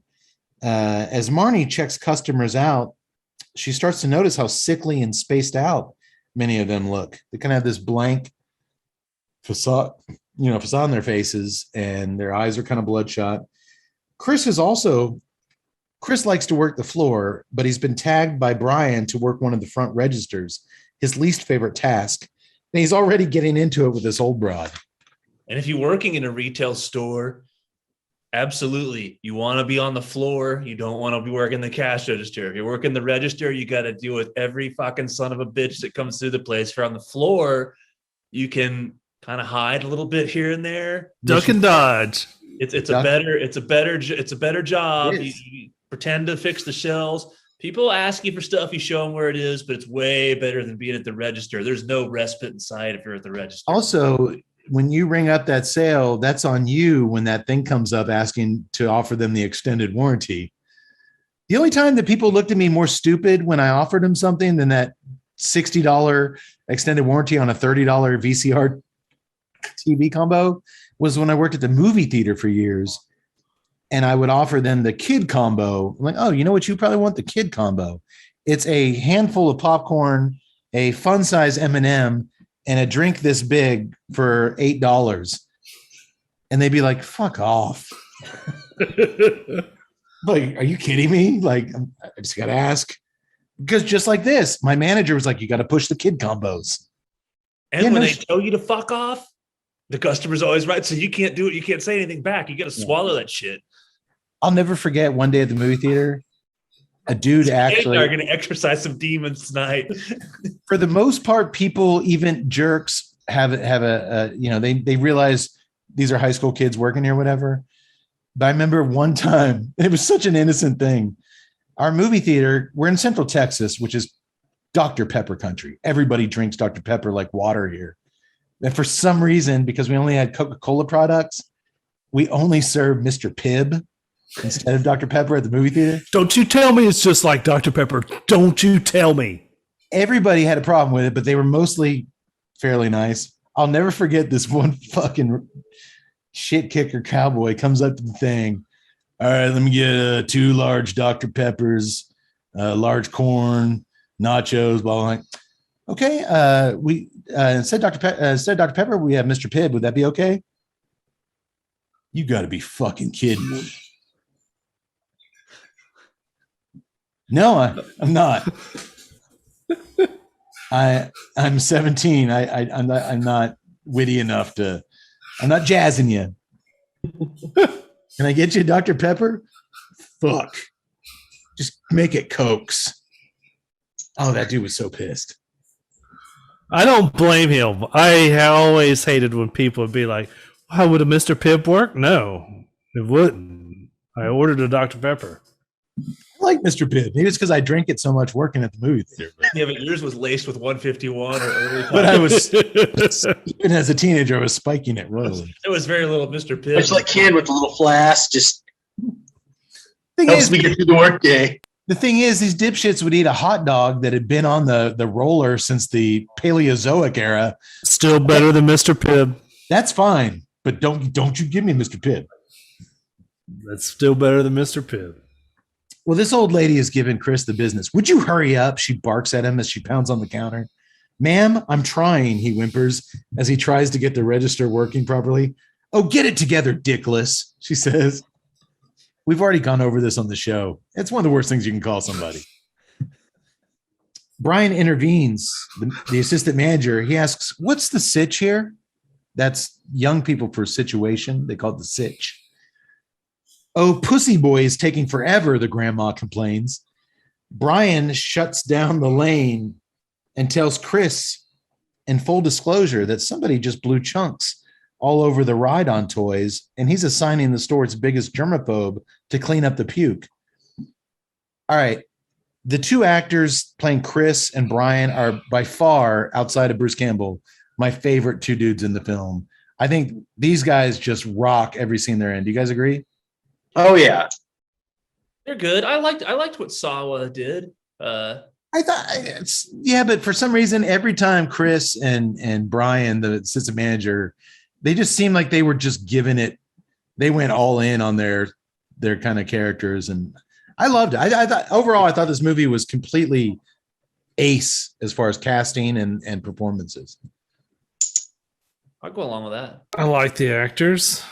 Okay. Tut, you said that very hesitantly. Hmm. We'll get to it. Well, like actors, you have to give them something. You know what, Tut? Sometimes you've just got to take your Mr. Piv and drink it, mister. I feel like I did that tonight or with this movie. Don't get me wrong. I have a lot of issues with this movie, but the performances and the effort given by these actors is not one of them. No, there was never a time in this movie to where I was like, man, the actors are just kind of going through it. No, you're absolutely right. They went balls out for what they were doing, and I like them. Each one had like a nice little cool thing with their character, and I'm not pooing on the actors at all. Okay, I'm going to poo on something very quickly, and we'll see if you agree with me, Ted. I actually didn't think you would poo on anything in this film, so I'm kind of encouraged. Remember when the shoppers were waiting outside, and I commented on that one husband who told his wife he wasn't feeling so hot, he looked like death, and she just rolled her eyes at him? Well, right as Chris is about to mop up the barf by the ride-on toys, which looks more like a medium-sized animal was hit by a semi-truck. I mean, It was roadkill. There's like organs on the ground, like somebody puked up their liver. But it looked like one of the combo dinners if you get Rose's Tortilla Factory. Oh, doctor's got a problem with roses. But what's more that got me in this is like, hey, someone threw it. But I was like, I don't remember. I was like, I guess it's just me, or maybe they were just that good about it, of people going into a store like this and just throwing up, especially that. Like, I figure, they would have been like, he would have been like going up. You need to go in the back to call 911 because apparently someone was killed.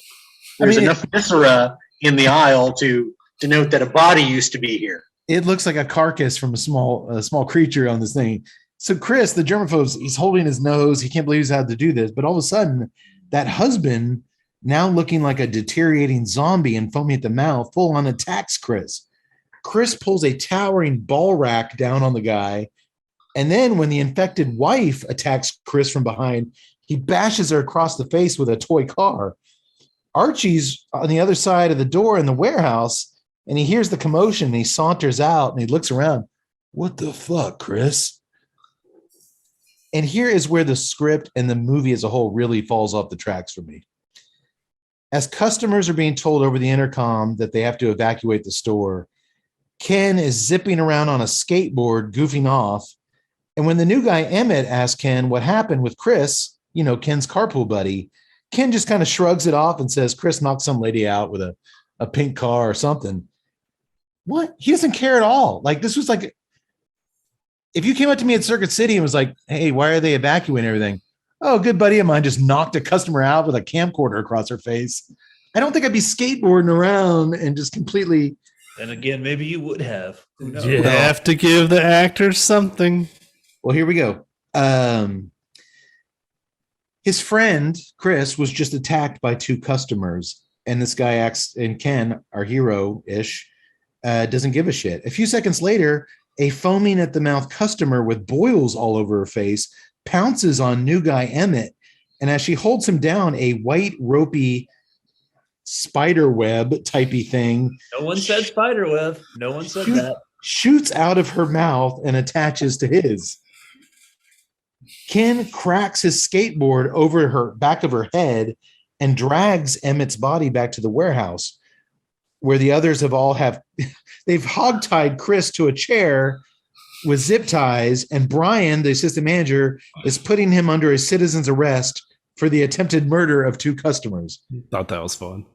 Ken cries out, there's some next level crazy shit going on out there. Another customer just attacked Emmett, but nobody cares. Mr. Wexler steps out of the crowd. Oh, it's just Black Friday. Excitement is in the air, he says, as only Bruce Campbell could. That's Green Friday, Anita corrects him, as Emmett dies a painful death on a nearby table. That's right. It's Green Friday, baby. All part of the fun. It's known as competitive shopping. Anita got a black eye last year. She took it like a champ, Wexler explains, as Anita smiles proudly, and Emmett continues to die on a nearby table. Marnie, thankfully, is the only one who's taking the situation seriously, and she says they should call the cops. But Mr. Wexler shoots her down quick. He says if they work efficiently, they can have this cleaned up and the doors back open by 2 a.m. Corporate expects the store to do 6 figures over the weekend, and he's going to see to it that it happens. Everybody's like, what are you talking about? Like, 2 of our employees have been completely attacked. There's blood and body parts everywhere. Somewhat surprisingly, Wexler's loyal assistant manager, Brian, does try calling the cops against his boss's wishes, but he gets the cops the police voicemail. He looks at him like, did you guys even know police have a voicemail? Ken asks his friend Chris if there's anything he can do for him, like untie him. But they don't untie him, even though another customer has attacked another employee in the meantime. From this point forward, very little in this movie makes sense, and character motivations as far as why they do the things they do in particular across the board make 0 to little sense. Is that where you're going to? Oh yeah. That's first one. Okay, we'll get to that. But having said that, I try not to get hung up on the terribly constructed screenplay and shoddy direction moving forward. I was like, because I thought Tut would be loving this movie at this point, I'm like, it's a new horror movie with Bruce Campbell. I'm going to try to focus on that. No. That's exactly where I'm at. I'm like, it's got Bruce Campbell. It's got Michael J. White. It's got the cute girl from Sha Na Na. I mean, we're still hanging in it. And I just want to clarify, I don't think she's a member of Sha Na Na. No, she was on the cast. I think Yax has corrected Tut twice. It's not Sha Na Na, the show Tut's referring to. Okay. He keeps saying Sha Na Na. Okay. It's the Shannara. There you go. That was it. That's what Yax said. Sha Na Na was a show from at the end of the day, it's a horror movie with Bruce Campbell, and that hopefully should be enough. Yeah. Anita blames Chris and Emmett for provoking the customers, which their employee training videos clearly educated them not to do. No wonder Chris has never been employee of the month like she has repeatedly. Ken sticks up for his little buddy, the buddy that's still zip-tied to a chair, and tells Anita nobody gives a flying fuck about your training videos or your bullshit employee of the month plaques. She fires back that plenty of employees do care, just not the 2 of you. And I quote her, "You've squandered every single opportunity that life has handed to you to do a subpar job ringing people up at We Love Toys for the rest of your life." Jesus, that was harsh. You work here too, bitch. Yeah, exactly. Well, luckily she didn't go on any further and point out how tiny their dicks were. My God.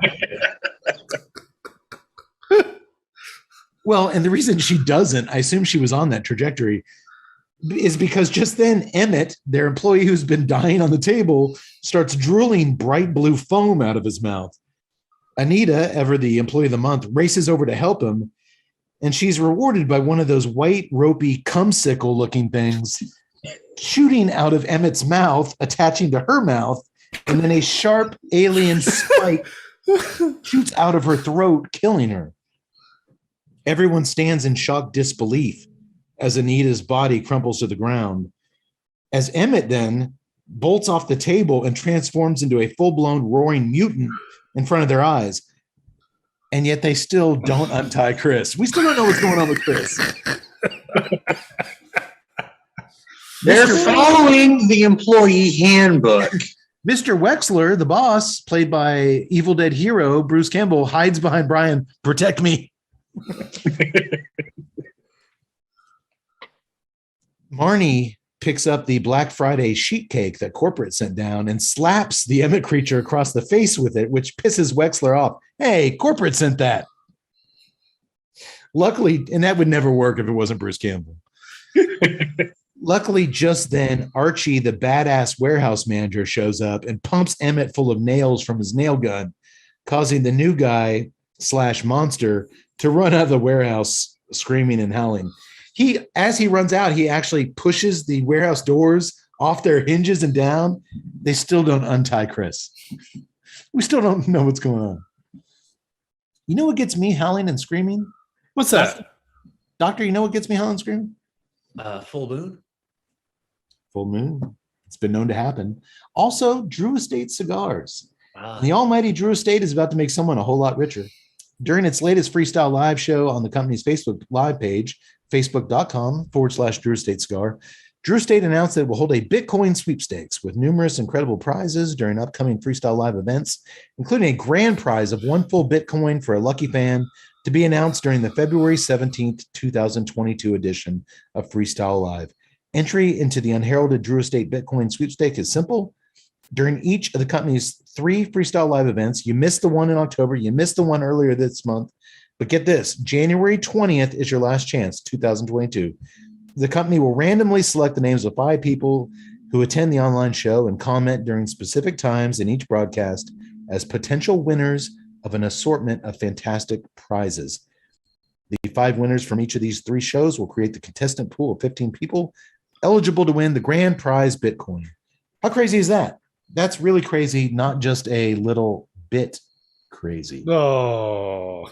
A little cryptocurrency humor for you. And while we're talking about things that are a little bit crazy, a little bit cool, I'd also like to take a hot minute to once again let you know about something very cool, Cigar World. Cigar World's an online site for cigar smokers. There you can get cigar news, reviews, and a lot more. Also on the site is a cigar research panel called the Testing Lab. You can sign up to give your input on new cigars by taking surveys and testing cigars. Check it out at cigarworld.com/testing lab. I cannot say yes or no that you might stumble across the doctor on there doing some kind of experimenting with pink pulsating orbs. I often am found in a laboratory, but I do very little with pink pulsating orbs. The good old days. Maybe if you did, they wouldn't be pulsating that much. Oh!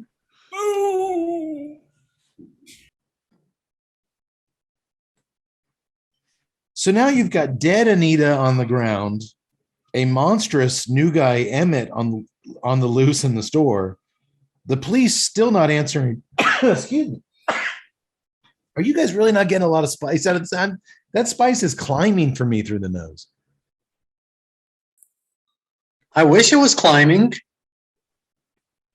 How can a thing that's smoking like this campfire log not be getting? It's pretty potent. Yeah. Mine's climbed.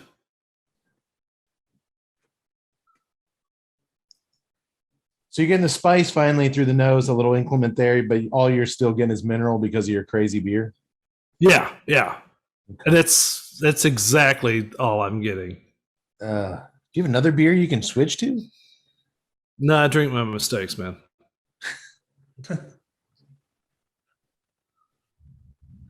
I'm getting a smidge of earth, but the beer's pretty much drowning out all the palate now. It's a miracle I'm even getting the mineral. Didn't the beer on the can say like nothing but Christmas spices? Pretty much. I saw But that. a lot of beers are like that. It's like pumpkin spice ale, and it's like there's no pumpkin in it, or this type of spice, and there's barely any of it in there. Yeah, you said your pumpkin spice ale was actually one of your better pairings this year. You thought that one? Yeah, that was actually really good. Right. None of that stuff appeals to me. I remember I got so excited last year when Cade told me that they had that beer, the Crunch Enhancer, and then had it on the show, and it was like it was high alcohol content, but it was like pure like maple sugar. Oh, they're still in my fridge a year later. I still have the Crunch Enhancer, and I still have the Puppy Chow, the Chex Mix chocolate beer. Fuck you, Martin House Brewing. I'm never falling for that shit. They are like some unnamed cigar companies. Pure marketing. They make gorgeous graphic design cans. Yeah. And you're like, you go in and you're like, oh, that looks good. Like, I like s'mores. I like toasted. I like. You can't make a beer named after one of the greatest lines in a movie ever and fail to deliver. They did. They repeatedly have done that. This beer is shit, but you know what? If we put this awesome name on it, we'll sell it. Someone in after our Halloween party left a Mandarin Blossom beer in my fridge. That just sounds terrible. Come on. I mean, you pop that open, you get what you deserve.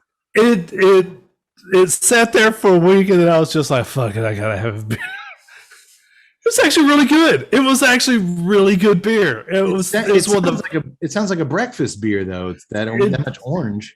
It was very light, but it was refreshingly citrusy, but not too citrusy.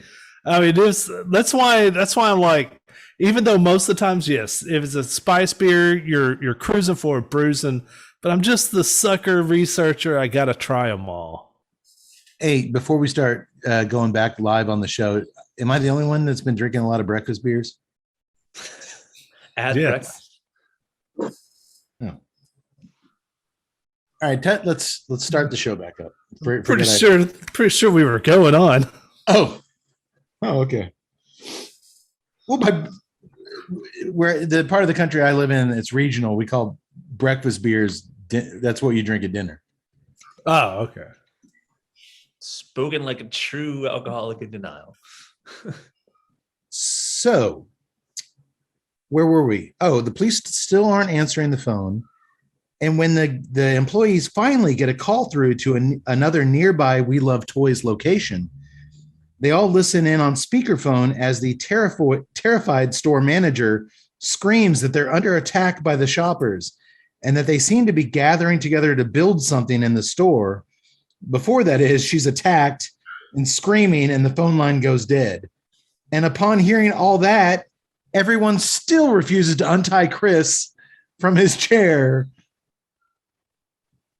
even though something undeniably evil is going on. Maybe they thought that was going to be like secretly amusing, which it was. I mean, it is inexplicable that they leave him tied up. I think they just everybody hates Chris. Is that what that show is about?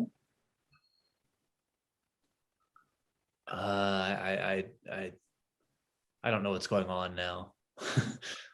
Much like this movie, I don't know what's going on. As everyone bickers about what an appropriate plan of action is, do they pile into Ken's dadmobile? He's like, it sits 7, but we can squeeze in.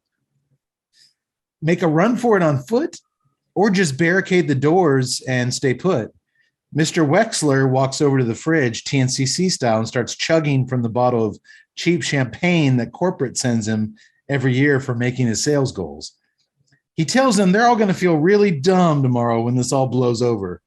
Despite him witnessing the new guy transform into a mutant, that, by the way, is still running around loose in the store and nobody seems concerned about. And then listening to his fellow nearby store manager on the phone as she was ripped to pieces by rabid shoppers.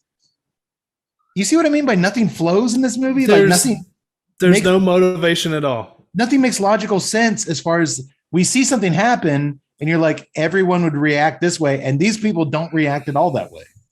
It's a horrible screenplay. It is flat out horrible. It's constructed terribly. There's scenes in this movie which make so little sense.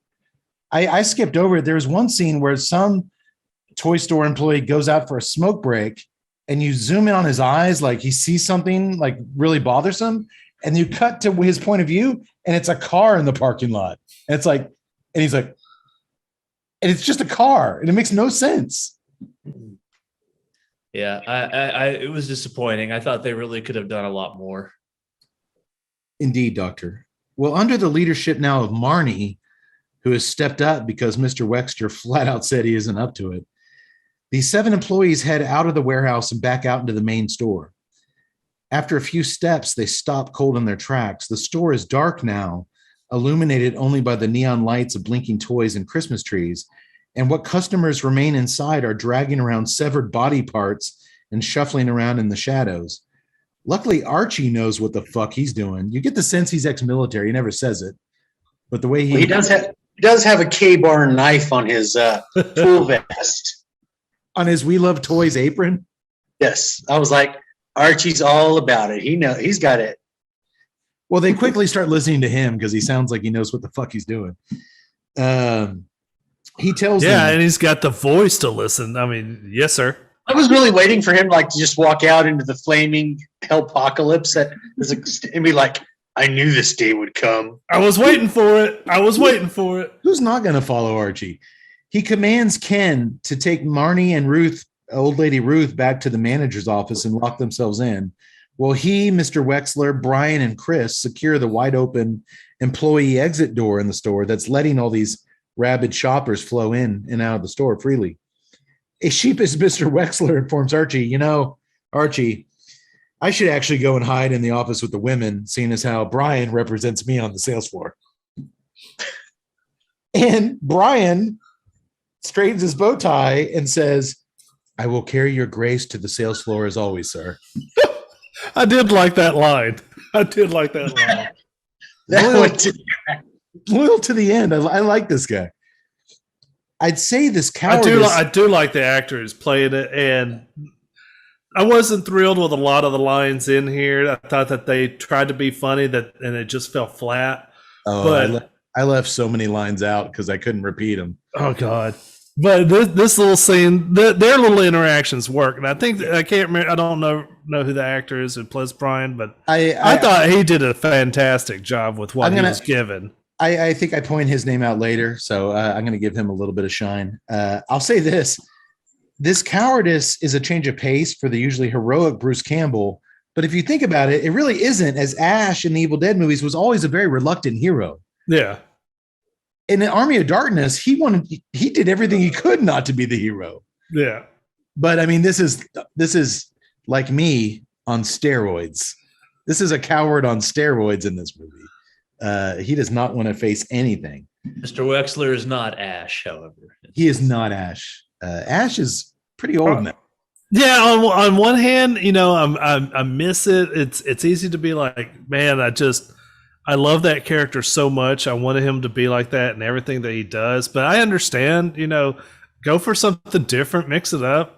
No, I'm cool with the funny coward stuff. Actually, if Mr. Wexler had strapped like a toy chainsaw on his hand and been like, let's do this, I would have called bullshit. Like, dude, I'm okay with what he does. I'm totally okay with what he does in this movie. So Big Archie and his team managed to get that exit door closed so no more alien zombie shoppers can get inside. Unless, of course, some of the ones that are already inside, of which there's dozens, just go and open the door again. But, of course, the screenplay doesn't cover that. While Ken and Mr. Wexler leave the ladies alone in the office to hit the bathroom upstairs. Wexler says he has to pinch a loaf, and Ken is desperate in need of the bottle of cheap booze he keeps hidden in a ceiling panel. That tracks. Only thing is, there's a toy truck delivery driver in one of the stalls. He showed up in the beginning of the film, got sick, and is like, where's the bathroom? And when Ken is on the ground lamenting his shattered bottle of booze that fell from the ceiling, he sees the guy's boots. And next thing you know, this alien zombie truck driver jolts out of the toilet and attacks Ken and Wexler. And it takes everything they have until finally the guy's strangling Ken. Mr. Wexler throws him his shattered whiskey bottle and he jabs the guy in the neck with it, killing him. Once again, Doctor, whiskey saves the day. Is there anything it can't do? No, there's not. No.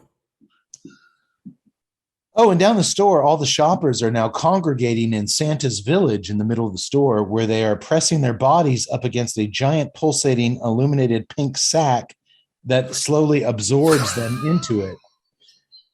That sounds like a kind of racy story the doctor told me from his Poughkeepsie days. But Doctor, do you remember the pulsating pink sack from Poughkeepsie?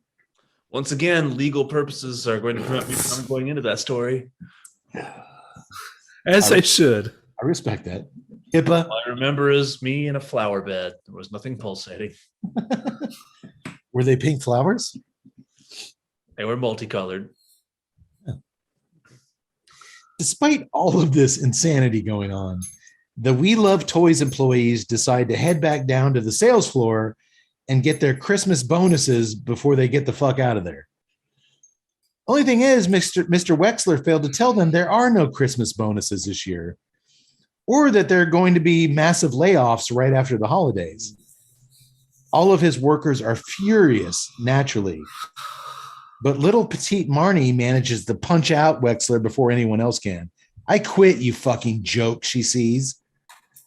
All right, look. I know that money matters. I also know that someone's job matters. It's a little different in 2021 when every place is asking people to come work there. This was made when people actually had to keep their jobs. Now you can go get a job. You don't like it at the first day, go next door and work somewhere else. But all of this crazy fucking shit was taking place. Would you really be that worked up over your minimum wage time and a half Christmas bonus? This should have been going on before all this stuff, man. You're really sliding on the linoleum floor from body parts and blood, and you're freaking out about your Christmas bonus, which I'm pretty sure retail workers never get a Christmas bonus. That's what really was pretty bad with the script for me. It seemed like they were still worried about mundane things when they were in a apocalypse scenario. There's blood everywhere, and they're bitching about there's no checks.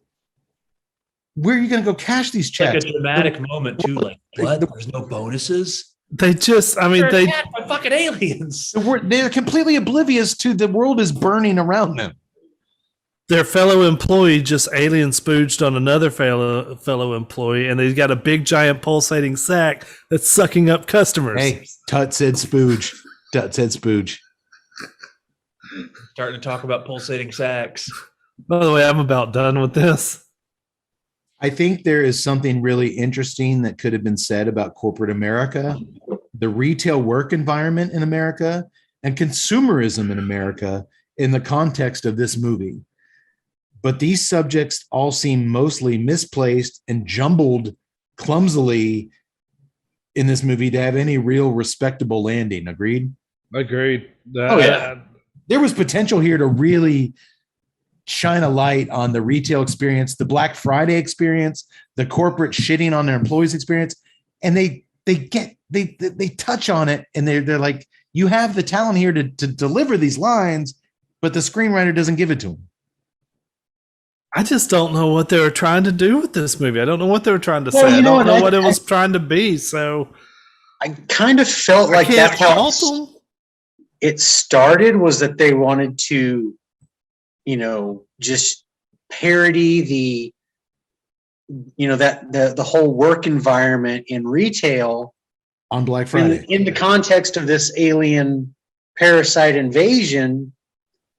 But then it just fell apart. It's like they dropped the ball. That's what I was kind of expecting. That's like, I figured that it was, drawing in there somewhere with this. A clever screenwriter could have said so many things with this movie. Things that George Romero hinted at Dawn of the Dead with his zombies in the mall. This movie could have said so much about Black Friday and these mass shoppers and consumerism, and not only that, but the shitty retail work environment. Dude, he just dips his toes in a little bit of all this in the screenplay, but never goes any deeper than that. Well, I'll even keep it more simpler. I don't demand a commentary on consumerism or any big philosophy like that. I just still at this point didn't know what I was really watching. You just need a screenplay that makes logical. You need something that progressive logically and makes sense. And this movie, it doesn't do that either. Yeah. Okay. So you're almost done with your cigar, Tut? Yeah. I'm about to put this thing out. Okay. I am just now into the final third. You're right, Tut. You are smoking that thing fast. I couldn't help it. I tried to slow down and I didn't. Construction has been phenomenal. Straight burn line, solid. Do you want to wait until you guys get it down? Because I mean, unfortunately, I just my notes are very, very specific on this cigar, thanks to my beer. Well, of course, I'll look forward to hearing your thoughts after you smoke one of these without that beer, which I'll make sure you do before we post our rating, because you need a second round of this one. No, I'm okay doing it, honestly, because from start to finish, I've gotten pretty much the same thing, which I'm okay with. That spice on the retrohale has been consistent. It's gotten a little stronger, gone down a little bit, ebbed and flowed, but it's never gone into mild. It's always been there. Yeah. Unlike you guys, Tut, understandably, I have gotten a little weird occasional vanilla bean thing on the undercurrent, which is awesome. The woodsiness on the draw, whether it be oak, hickory, mesquite, whatever the fuck, is awesome. It's bold, it's strong, it's enjoyable.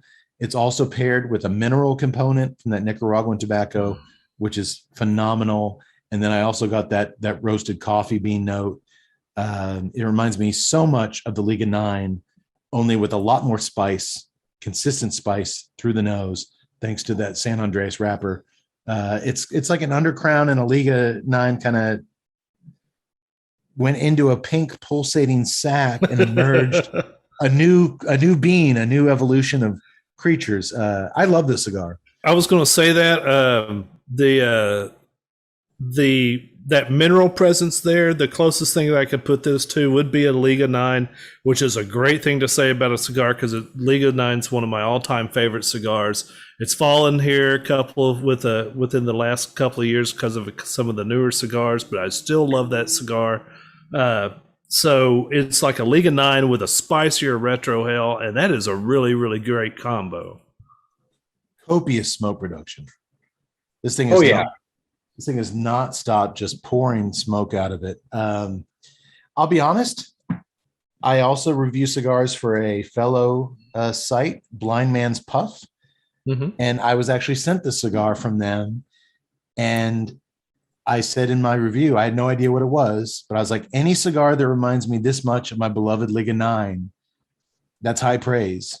And when I found out what it was, and it's consistent, I got the same thing, woodsy, coffee, minerals, that spice, but it reminded me of the Liga 9 then when I didn't know what it was, and it reminds me of the Liga 9 now that I do know what it was. So that's extremely high praise, considering the Liga 9 is one of my favorite cigars of all time. Okay. All that sound copacetic with you, Yak Boy? And it's pairing beautifully. Yes. It's pairing beautifully with the Imperial MC3. What cubed? Is that what you said? MC cubed? MC cubed, yeah. IPA. I'm enjoying it a lot. Todd obviously dropped the ball tonight with his beer. Yaks, is it? I'm assuming your beer has no chance but to wet your whistle with this one. Basically, it did. But I'll say this much about the cigar. Last third, spice started ramping up. Much stronger black pepper, stronger coffee flavor. The first 2/3 of the cigar the flavors were there, but they were just very diminished. And I mean, like I said, I had that mineral, but that was running through the whole thing. I mean, it was just very background. It had the woodiness. It had, and it continued a sweetness all the way through. Like I had mentioned earlier, I mean, in the very beginning, just on the cold draw when I lit up, almost like, you had mentioned that raisin sweetness. Oh man, it was there, Yaks, but unlike you, I didn't get any sweetness during the smoking experience at all. That's actually, I don't know if maybe this beer I'm having is just somehow changing my palate, or I mean, I don't know. That was the one thing. It's like I've just had this background sweetness. Well, I'd love to try your beer because I would love to pull out a little more sweetness out of the cigar. I thought maybe this citrus, mango heavy IPA would do that, but it hasn't. But that vanilla bean note I get under that retrohale does add a really cool little thing to it. So, okay. Well, boys, if you get anything new, Yaks, speak up. If not, I think we've said all there is to say. Let's do price point. This is a regular release. It will be on the shelves in perpetuity. What's the word? In perpetuity. In perpetuity. in perpetuity. This will be on the shelves. It is on the shelves now at most Drew Diplomat retailers nationwide. You can find them. The 652 Toros lasted us quite a bit. Well, me and Yak Boys lasted time. Burned through it like a madman. Price point. A cigar blended to celebrate 10 years of a true game changer in the Drew Estate profile. That Liga Undercrown blended on the factory floor by the staff. They were smoking too many Ligas and they were like, blend something else. And they came up with the Undercrown blend and it changed the company. And this is to celebrate that 10 years. Tut, price point. I will go $15.99. $15.99. Yak Boy. 12.50. 12.50. Now, if you tell me it's $10 because it's 10 years, I will be furious. No, but I'm going to tell you should have stuck to your first guess, so you can be furious with that. $12. No. It's an Undercrown. It's a people's cigar. It's not going to be $15.99. It's something you can afford. It's not a Liga Privada. It's a celebration of what made the Undercrown great, which was that it was an affordable, incredible cigar in the vein of Liga Privada, but not at Liga Privada prices. Doctor, does $12 sound good for how we've described the cigar? Sounds extremely reasonable. All right. Well, I got some saved aside for you, buddy. But you'll smoke them before I get them. Only if I visit him. More than likely. And I'm going to give some to Tut as long as he promises to drink it with a normal beer. Okay. Well, I think it's 3 thumbs up. Very, very much so. Okay, good.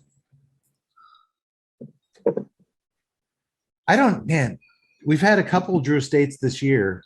I'm not going to put this up there with the Bauhaus. That to me was a really special Liga Privada. With that just, they really went spice heavy on that one. And that little sucker packed a ton of flavor and spice into that little thing. We also did the Herrera Steli Miami, I believe.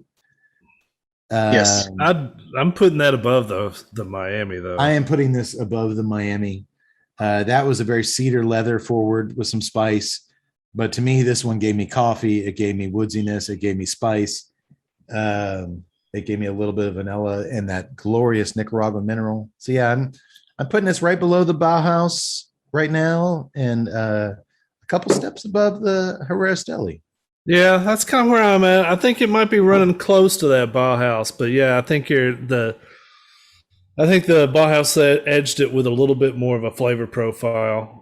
It was unique for the Liga line. So yeah, we'll go with that. Okay. And I think definitely folks listening at home, go with a strong citrus forward IPA or Yaks. What type of beer were you drinking? The UFO. It's a Vit Beer White Ale. A Vit Beer White Ale. Okay. So really, there's a wide spectrum there as long as you stay away from the spice heavy Christmas ales. Just, it doesn't matter what you're smoking. Just stay away from them. Just stay away from them. I know it had a cute little Christmas sweater on the can. And it's Tubbs, so I mean, Tubbs is a good brewery. They deserve a benefit of a doubt, but man, anything with nutmeg and cinnamon and just pass. It's a dessert beer. You should be eating it ice cream and pie and Cool Whip and just.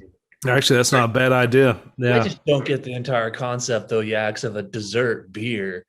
All right, I'll tell you this. No. You throw some pumpkin pie with your dollop of whipped cream and this beer, and that's a great combo. I will put that right there. Amaretto, and that beats any kind of beer with that. Yeah, I'm not going to argue on the amaretto. That's a good deal, but I am going to say that keep your mind open on the beer, but it's very specific on what you can have with it. Why should I have to keep my mind open? No one else in this goddamn world does. Tut, would you have used the term dollop of whipped cream if the doctor hadn't have used it earlier?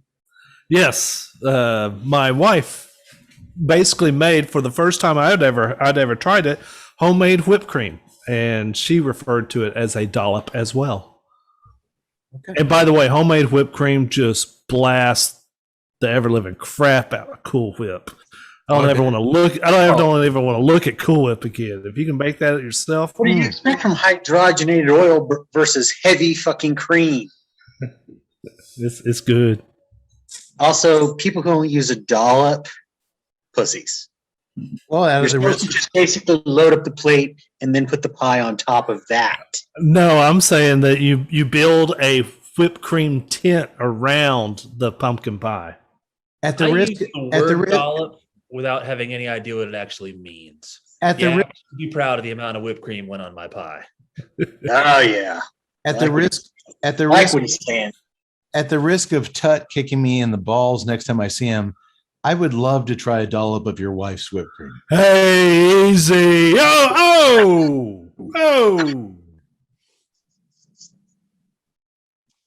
Well, That's Mr. two kinds of food. That's how mad I am. I'm going to dollop you in a minute, mister. Well, Mr. Wexler is barely back up on his feet from that punch he took from Marnie before a rogue cop car drives through the front entrance, killing old Ruth. She's like, oh, the cops are here to save us. It just plows right into her. There's a dead cop behind the wheel. And I did actually kind of like the look of this shot, though, with the dead cop behind the wheel. It lets in a swarm of new infected shoppers. Chris is attacked immediately, and his buddy Archie rescues him, only to get caught by one of those sticky white jizz ropes. He tells Chris to run. I got this. I will hold you down. Yeah, they had this whole little. I'm not sure what that means, but go ahead. And then he starts taking out Archie starts taking out as many random shoppers as he can with that knife, that K-bar knife. I got your doorbusters right here, motherfuckers. And here I'm online. I'm like, okay, we're about to get some action stuff. I think we're about to. That line was just made for the trailer. Yeah.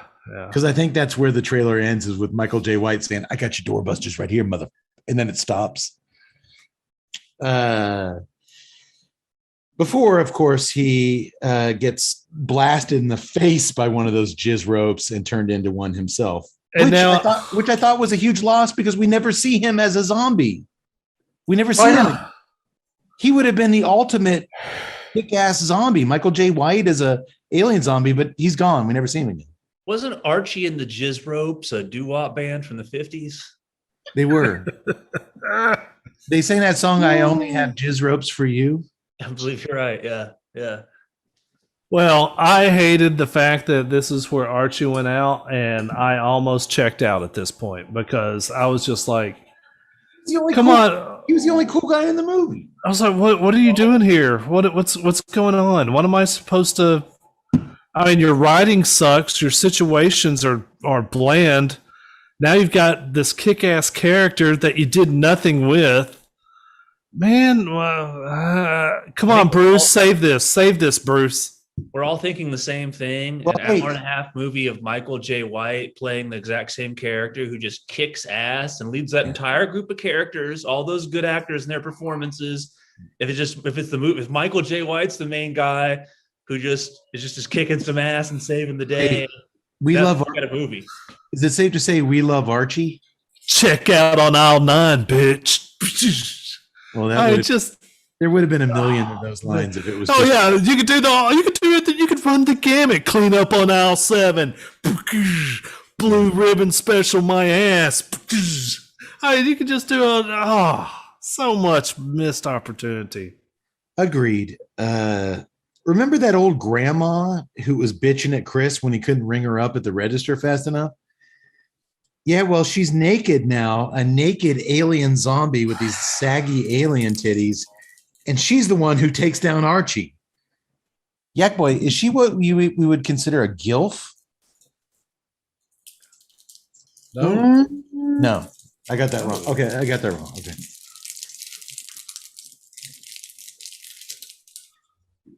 Did you guys like how I went to Yaks for that one? That will be remembered. That will be remembered. Going to our resident gilf expert. Chris sprints back to the warehouse to join the others with new guy Emmett chasing after him in hot pursuit. You son of a bitch.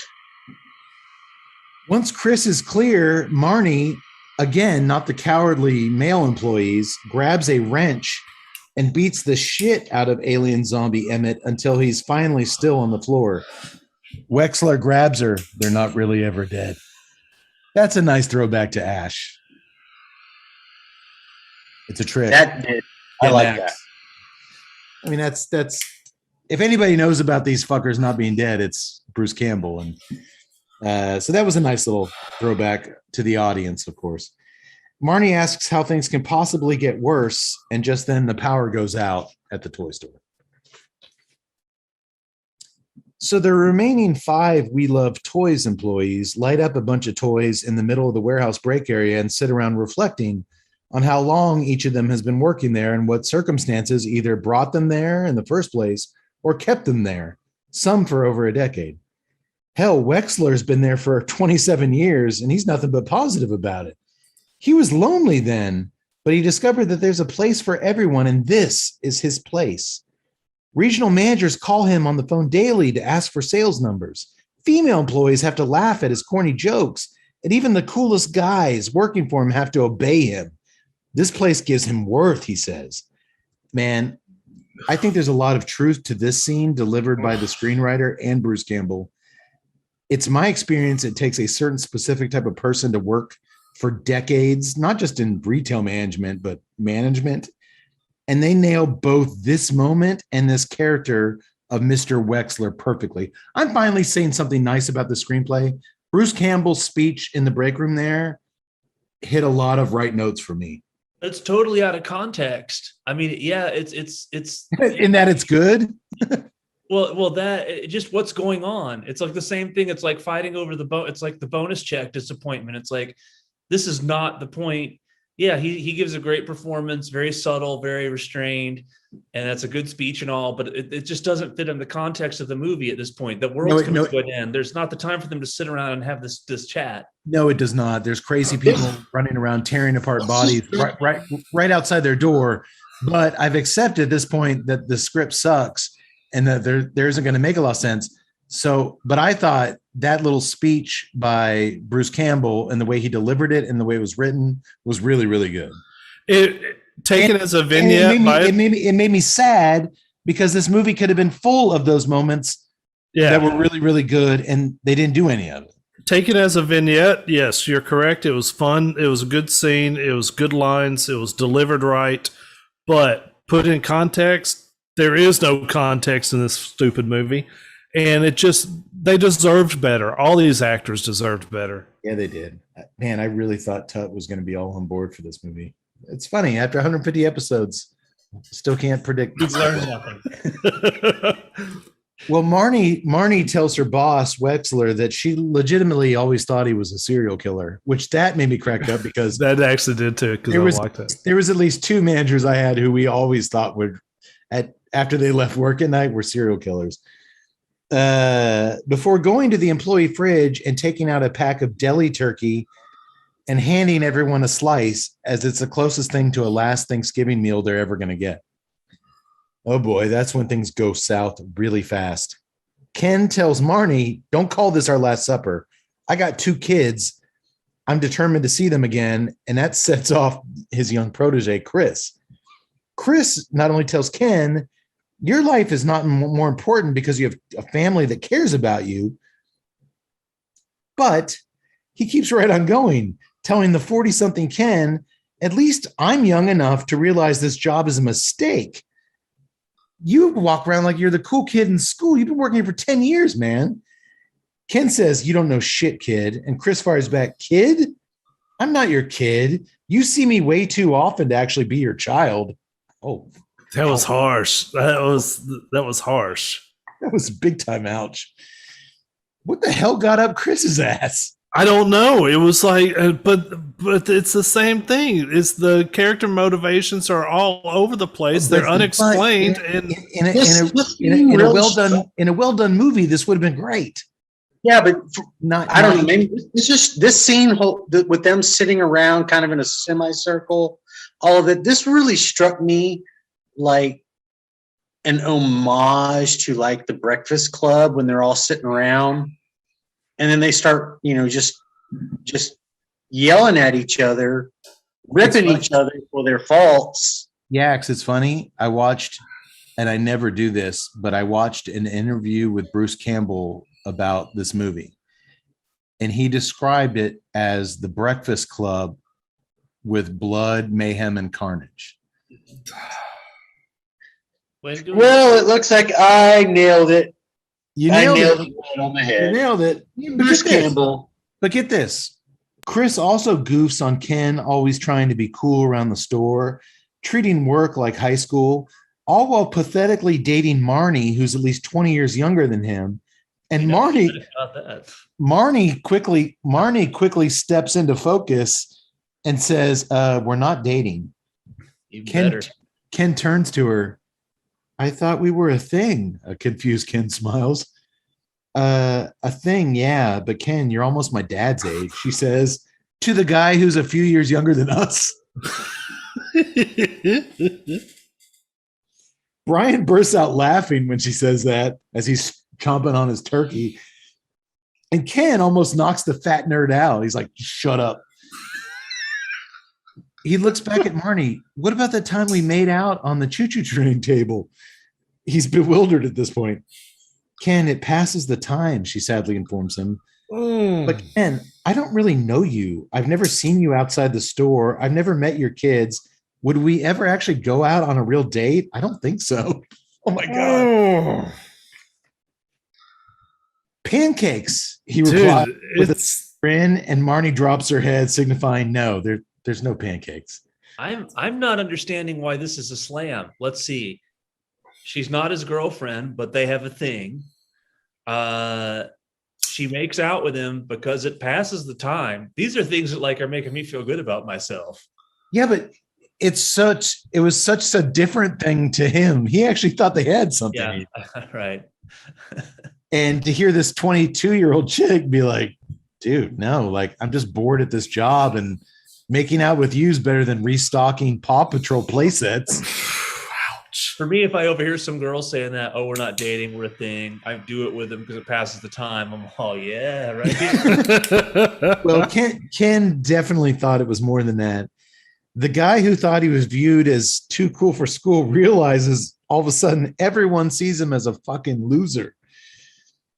All good siege movies, which is what this film ultimately is. It's a siege movie. That's why I wore my new directed by John Carpenter t-shirt that Yak Boy got me for my birthday, because nobody does a siege movie better than John Carpenter. Assault on Precinct 13, The Thing, Prince of Darkness, to a lesser extent, Ghost of Mars. Nobody respects the Rio Bravo formula of Howard Hawks in the siege movie better than John Carpenter. And this is a siege movie, and they all need a moment of eternal tension and internal tension like this between the characters. When shit gets too heavy, beating at your doors, everyone has to turn on each other. And this scene works so great, and it's so uncomfortable to watch, which is also great. This whole warehouse scene is by far my favorite in the entire film, watching them go at each other. But where was this screenwriter for the rest of the damn story? Well, and that's what I said. The movie doesn't deserve this scene. Well, that's what I said. This scene is like the Breakfast Club. It works. These people are at each other's throats, but it's like everything leading up to it and everything after this, you're like, well, wait a second. This is like a good retail, like we're punching the people, we're digging down, but I was like, what led up to this and what goes after it, it doesn't fit. I think if my Circuit City customers on Black Friday started eating us and shooting jizz ropes out of their mouth and getting us, when we hunkered back in the warehouse with the door barricaded, we'd probably be centered our focus on that. You still would have walked over to El Chico and started drinking. Tell the truth. That would be my get into Ken's get into Ken's dad van, drive off, run away on foot, or guys, if we can make it over to El Chico, it's happy hour. We got like 2 hours for Long Island. So let's get the fuck out of here. I just know that you are way too kind on this because I can't take it out of context of the shit show that is the rest of this movie, and because of that, this scene is crap. Yeah, I'm kind of more inclined to agree with Tud. The movie is just bad, and I mean, I appreciate that what you're seeing in it, Cade. I think we all agree that. I think this is a really well orchestrated scene. It made me really uncomfortable the way they attack Ken. It made me wish that everything around it lived up to that. This makes no sense whatsoever because none of the screenplay made sense up to this point. Now you're introducing character motivations like all of a sudden your Chris nerd or whatever it is starts turning on this dude, and I'm just like, where did this come from? Well, no, you know what? I mean, like, who cares? Yeah, really. I'm already checked out at this point. Tut, not that you. Tut and Doctor, not that you need me to validate you at all, but I can see where the script is so bad and the illogical moves everyone has made up to this point, because we're in the last act of the film here. I could see why you've checked out and you just can't see anything other than the mistakes that have been made so far from a filmmaking perspective. I get that. I just thought this scene in particular made me really wish everything around it was better, because this scene was really good to me. Tut, we can't see it. I didn't want to come across as a pretentious dick here. I heard that. I know you can't see what I'm gifted to see, but I understand it. I understand where you're at. You and I can't see it. He understands that though, so it's okay. I do understand it, and you guys are okay. Fuck you. This just made me, again, it made me mad for the actors. I was just like, hey, you guys deserve so much more than this. They got paid. Yeah, but still, I mean, so do hookers. Well, they read the script. They knew that things were going to be, if they were well versed in storytelling. I don't feel sorry for the actors. I feel sorry for those of us who sat through this movie. I mean, the performers were good, yeah, but it's at that point when, it's funny, like you said, it's funny that Ken thinks that he's got something that him and Marnie clearly see what they have differently. That's all funny and all, but it's like, come on, man, you're fucking, this isn't the time for this. It's like you said, you're going to be focused on, can we possibly save our lives? We don't have to, it's just rings stupid at that point. Well, it gets really stupid moving forward. I'm out of here, a devastated and completely embarrassed Ken says before marching off. And here's where the stupid comes in. Both Marnie and Chris grab flashlights and follow him. And next thing you know, Ken isn't out of here. He's trying to find the breaker box to get the lights back on, and he's working just fine along his coworkers who just ripped him a new asshole seconds ago. Like that never happened. Yep. This kind of shit is what drives me crazy about this movie. Everything about that impressive scene we just watched is instantly forgotten as the next one starts. Ugh. Marnie sees the loading dock door and smiles as she remembers that the truck driver who attacked the boys in the restroom told her that he had his truck waiting to go outside with the keys still in it. If they can open the locked loading door, they can ride to freedom in that delivery truck. Easy peasy, right? Wrong.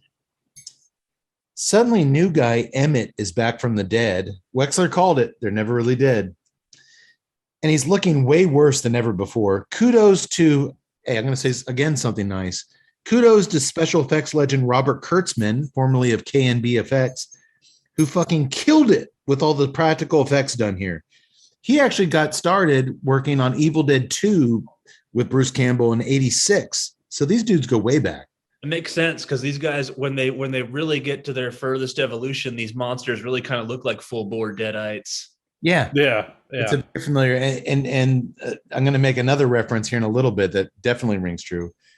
Emmett and Ken start battling it out. Brian jumps in to help, and together they manage to finally kill the new guy Emmett, but not before he takes a bite out of Ken's arm And you know what that means in an alien zombie movie. If you get bitten, it's a death sentence. Adios, mofo. It's only a matter of time until you turn into one of them. Chris says they can lop off Ken's arm and save him, but Ken tells them, I love this line, "You've already taken my dignity. Just leave my arm." He still feels about this. That was pretty good. I like Devin Sawa. He's turned into a cool adult actor. I dig the guy. And I never really thought much of him as a young guy, but man, he's kind of turned it on here in his middle age. As the others leave him behind to turn into a zombie alien monster, Ken falls to the ground shouting at the ceiling for the alien gods to hurry up and transform him. As a defective dour dentist teddy bear doll nearby laments, "It's been a long day. My house is a mess. I just always feel bad, yet others are going through much worse. Fuck off, dour dentist," Ken says. Again, I think dour dentist got moved into my top 3 actors in this thing. I love dour dentist. Marnie, Chris, Brian, and Mr. Wexler are able to open the loading door and climb into the back of the delivery truck. Wexler says they can drive to his Elks Lodge, which is only a few miles away. And Brian says, how about we drive to the police station? The police are here and they're monsters now, Chris reasons. Now, Marnie says with a raised eyebrow. Fucking millennials. I wish there was a little more of that too. Like she's very anti-cop. They could have sprinkled a lot more of that cool stuff in the script if it was good. Well, Chris is able to crawl up out of the back of the truck through a hatch, but he's spotted by infected shoppers milling around outside immediately who charge at him. And he's able to quickly run and climb into the cab of the delivery truck to drive them all to safety, except he doesn't know how to work the gears in the truck. That tracks. He can't get this thing to go. Back inside, the dour dentist doll moans, "I just can't get it together. It's not like my life was my choice. Right before it bursts into flames, setting the entire warehouse on fire. And just as the naked, growling grandma monster, Yax, is a hubba dubba doo in order?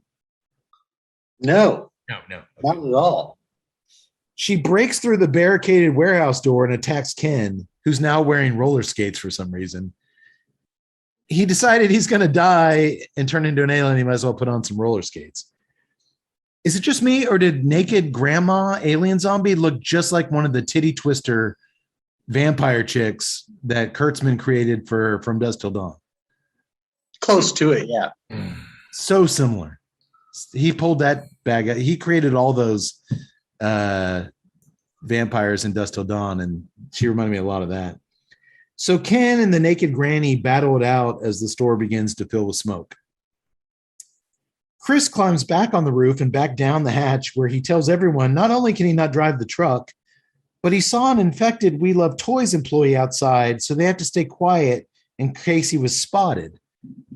Which makes no sense because we saw an army of infected people chasing him. Again, the script makes no fucking goddamn sense.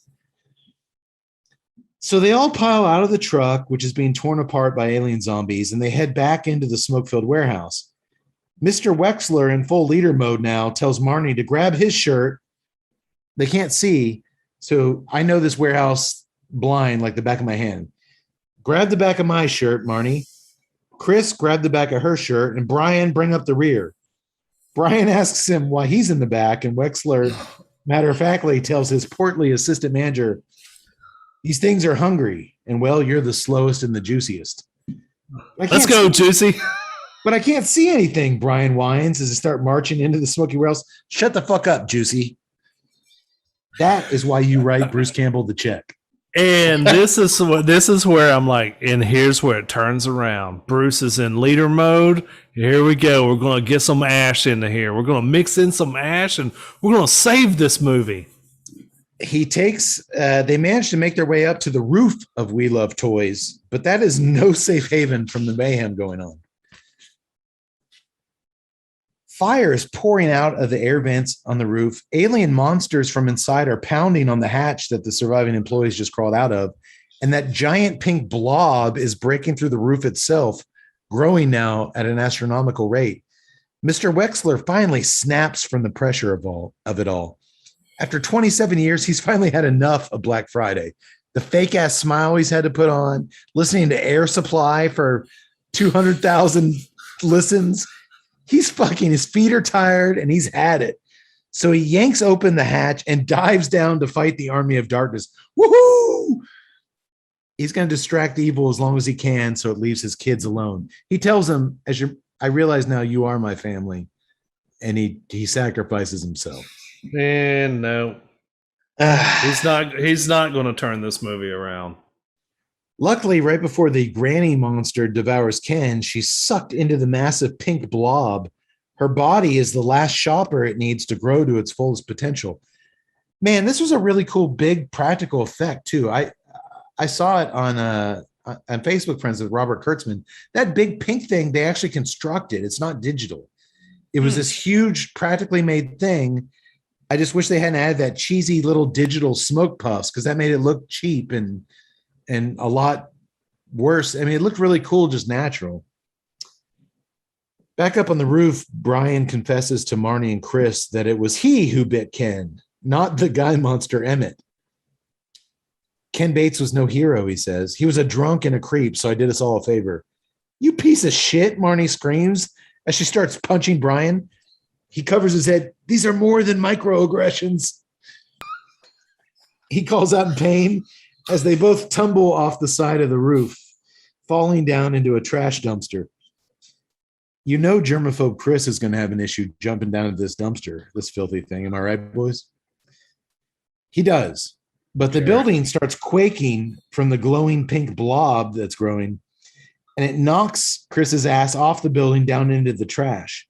Marnie and Chris exit the dumpster, leaving the traitorous Brian behind, despite him pleading that he did all of them a favor by taking out Ken. He was getting onto all of our shit, man. The blob continues to grow exponentially on the roof of We Love Toys. It kind of looks like a series of veiny pink nut sacks all joined together and glowing in unison. Am I right? Well, I know what you we'll take your word for it. Sure.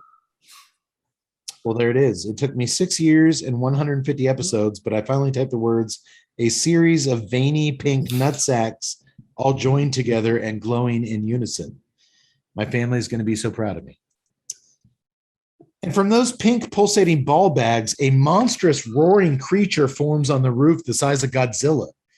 It has one claw hand and one that looks like a bird wing minus the feathers, and half of its face resembles a turkey, beak and all, while the other is a melted, distorted human face saddled up next to it. Oh, and it's covered in screaming mouths and wandering eyeballs all over the place. We are totally in B-movie territory here in the finale, which I'm totally fine with. And say what you want, but I've never seen a movie monster quite like this one ever. And I've seen a lot. So props to the movie. At least the filmmakers gave me a new giant monster I had. I was fine with it. It kind of made me think of a little bit of the monster from The Thing, just because of the deformities. I liked it. I like that it was a thing, like the amalgamation of the dog and the human when that happens in a thing. I also like the kind of homage to the classic Blob movies, the pink bulbous thing. Had a little bit of a Freddy Krueger reveal there too with the kids in the chest. I mean, it was imaginative and I liked it. I dug the turkey alien god. I thought it was cool looking. Well, Brian recognizes that this monstrosity is made up of all the shoppers, and it dawns on him he can maybe get through to it. Are you crazy? Marnie asks. It's a management thing you wouldn't understand, Marnie. And with that, Brian puts on a smile and approaches the storefront, introducing himself to the monster high above. He tells the monster that he isn't going to hurt it. Don't be scared. We're all scared. But don't be scared. I'm not going to hurt you. He tries to relate to it and find some common ground. But it's all for naught as the alien reaches its claw hand down to the ground and flicks Brian across the parking lot like a paper football or a pesky booger. I mean, he just sends that dude soaring. Just then, Ken, our 40-something hero, cool guy, emerges from the flaming store and races out to hug Chris and Marnie. He also realizes at some point that it was Brian that bit him because I guess he saw his chunk of skin on the ground and was like, the alien would have ate that. But it must have been, that made no sense. I didn't get that either. I didn't. That whole I didn't part get- I I figured didn't out get that. Brian did it. I didn't understand it. And then there were three. We got three left.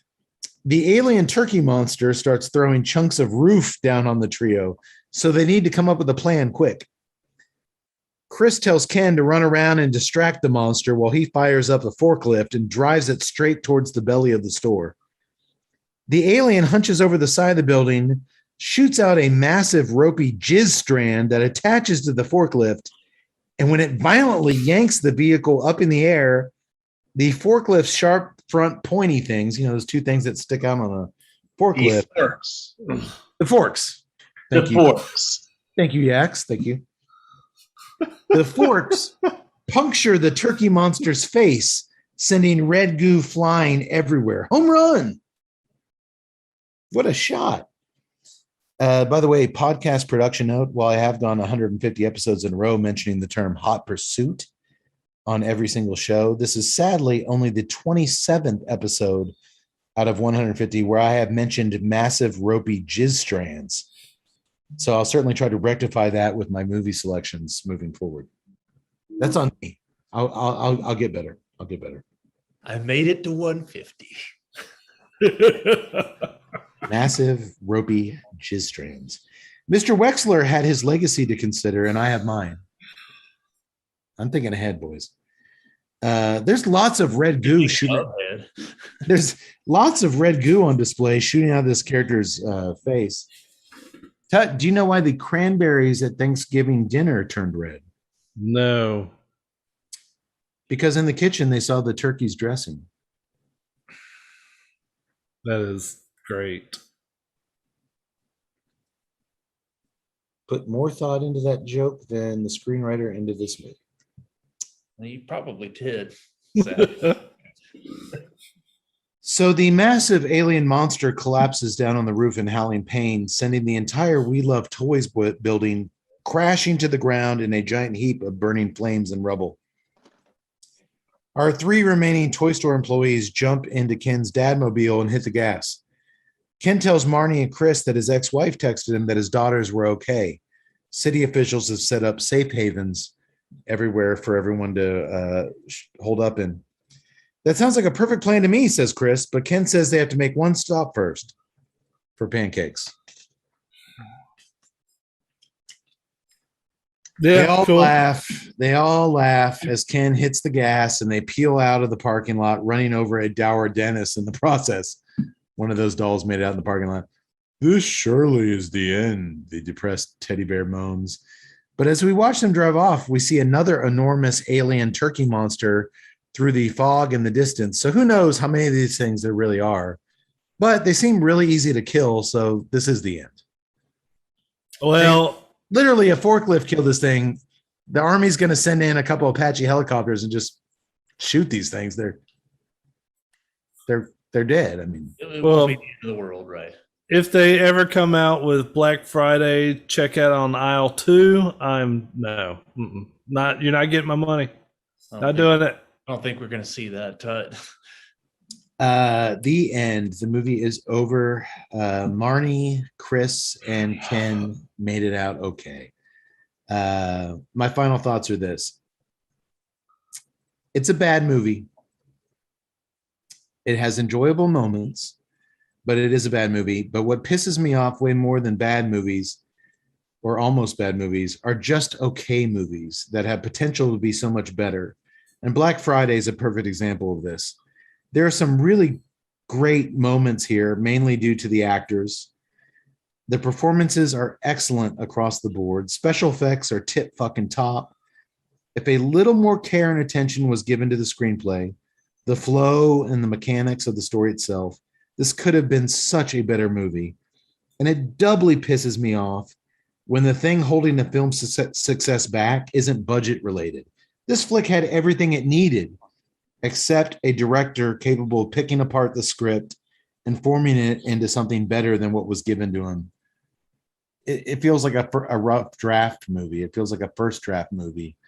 This director should have taken the script and been like, this makes no sense. This motivation makes no sense. Let's take the good stuff here and make this into something better. It's a shitty screenplay with a few decent things in it. And that's up to the director to turn it into, something. And they dropped the ball. And I'm with Todd. I feel bad for the actors because they all give it their all and they're all really good. But yeah, I can't recommend Black Friday. No, thumbs down. The script needed a lot of work. It didn't need a little more work. The script needed to be overhauled. Well, I agree with Cade. Everything was there. Just it needed a better direction. I mean, had all. Well, the thing is, you've got a screen. Had the actors. It had a story, but someone didn't say, "Well, this isn't." It's just like it was shot out of sequence. I mean, you've got a guy who hasn't written many produced screenplays, if any. He was a very newbie writer, and the director had mainly done music video. He'd done like 3 or 4 Aerosmith things. Like he hadn't made a movie, so it's like all the ingredients are there for this not to do well. If you had brought in an established genre director that actually knew how to put together a story on screen, he could have put something together with this. Had a lot of potential. It's kind of sad that it failed as much as it did. Doctor, would you say it could have used a dollop of talent behind the camera? I would definitely say that a dollop would have improved things immensely. Well, you win some, you lose some.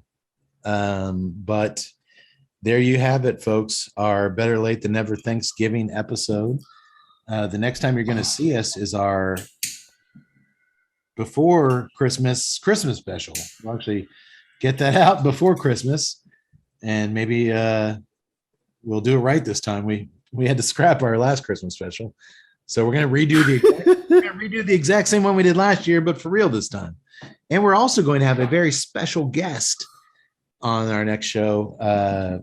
My favorite cigar blender in the business, Mr. Steve Saka, has been asking to come on the show, and he's going to introduce our cigar we're going to be smoking, and I'm really excited about that. He's the only, I think, cigar master blender that openly voices that he'd like to come on the show. So be careful what you wish for, Steve. You're coming on. Hey, a gift from Soccer Claus. I cannot wait to get Soccer Claus on the show. It's going to be fun. We always have a really fun time with Steve. He doesn't hold back.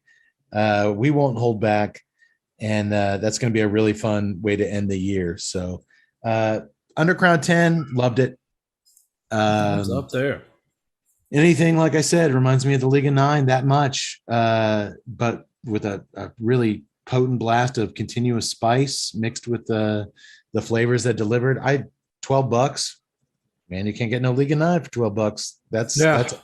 That's awesome. And it's kind of like the gateway between Undercrown and Liga. Like for the 10th anniversary, they found the middle ground, which is awesome.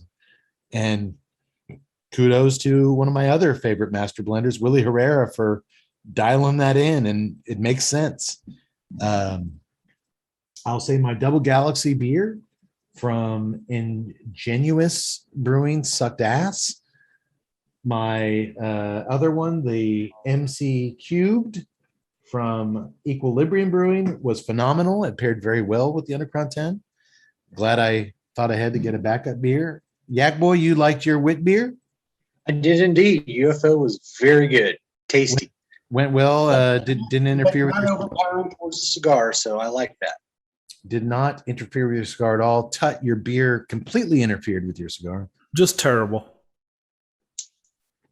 A rare miss from Tufts Brewery, but well, you never know. You never know. It just reinforces the mantra I hold dear in my heart. Trust no one. Believe in no one. Everyone and everything is going to eventually disappoint you. Happy holidays, everybody. Hey. Thanks, Dowercade. We will see you in 2 weeks for our big happy Christmas time extravaganza. Until then, may the wings of liberty never lose a feather. Sayonara, motherfuckers. Gobble, gobble. We'll see you next time. Bye. All right. Oh, wait. Tut, we didn't do links. No, we sure didn't. Tut, give me some links. Better All late than right. All right. So if you're on Instagram, hit us up at TNCC_podcast. You can follow us on Twitter at TNCCcast. Join us on Facebook, Tuesday Night Cigar Club. You can also subscribe. Please subscribe to us on YouTube at Tuesday Night Cigar Club. If you're going to do some Christmas shopping, ho, ho, ho, go to the Tuesday Night Cigar Club. If you want to buy any of the cigars that you see on the show, click on the Famous Smoke Shop banner. It'll automatically enter the promo code TNCC20 for you, and you will get $20 off an order of $100 or more. And if you want to go do some shopping on Amazon, click on the Amazon banner, do your shopping from there. Merry Christmas. We almost blew it, but we fixed it. We fixed it. Unlike the script writers for this movie, we fixed it. We caught our mistakes and we fixed it before it was too late. Learn from us, young Hollywood screenwriters. Well, I think he was like up in Massachusetts or somewhere. But anyway, Merry Christmas, folks. We'll see you in a couple weeks. Bye.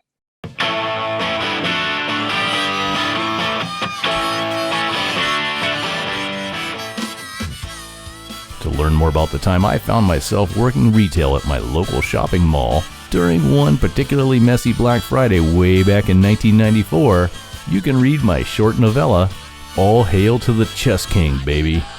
You see, I had just sold the last heavily discounted sweater vest on our shelves when a disgruntled hose beast demanded to speak to my manager regarding my quote-unquote attitude problem, regarding my refusal to check the back of the store for more sweater vests. The thing is, I knew we didn't have any more sweater vests in stock, so why the hell should I leave the sales floor and all those major 10% commissions Chess King was just dealing out those days just to satisfy this Karen? Or back then we just called them annoying bitches. Anywho, I'll be honest, it's one of my least exciting novellas, as all that really happens is she talked to my manager and then left the store. Look, they can't all be literary classics, goddammit.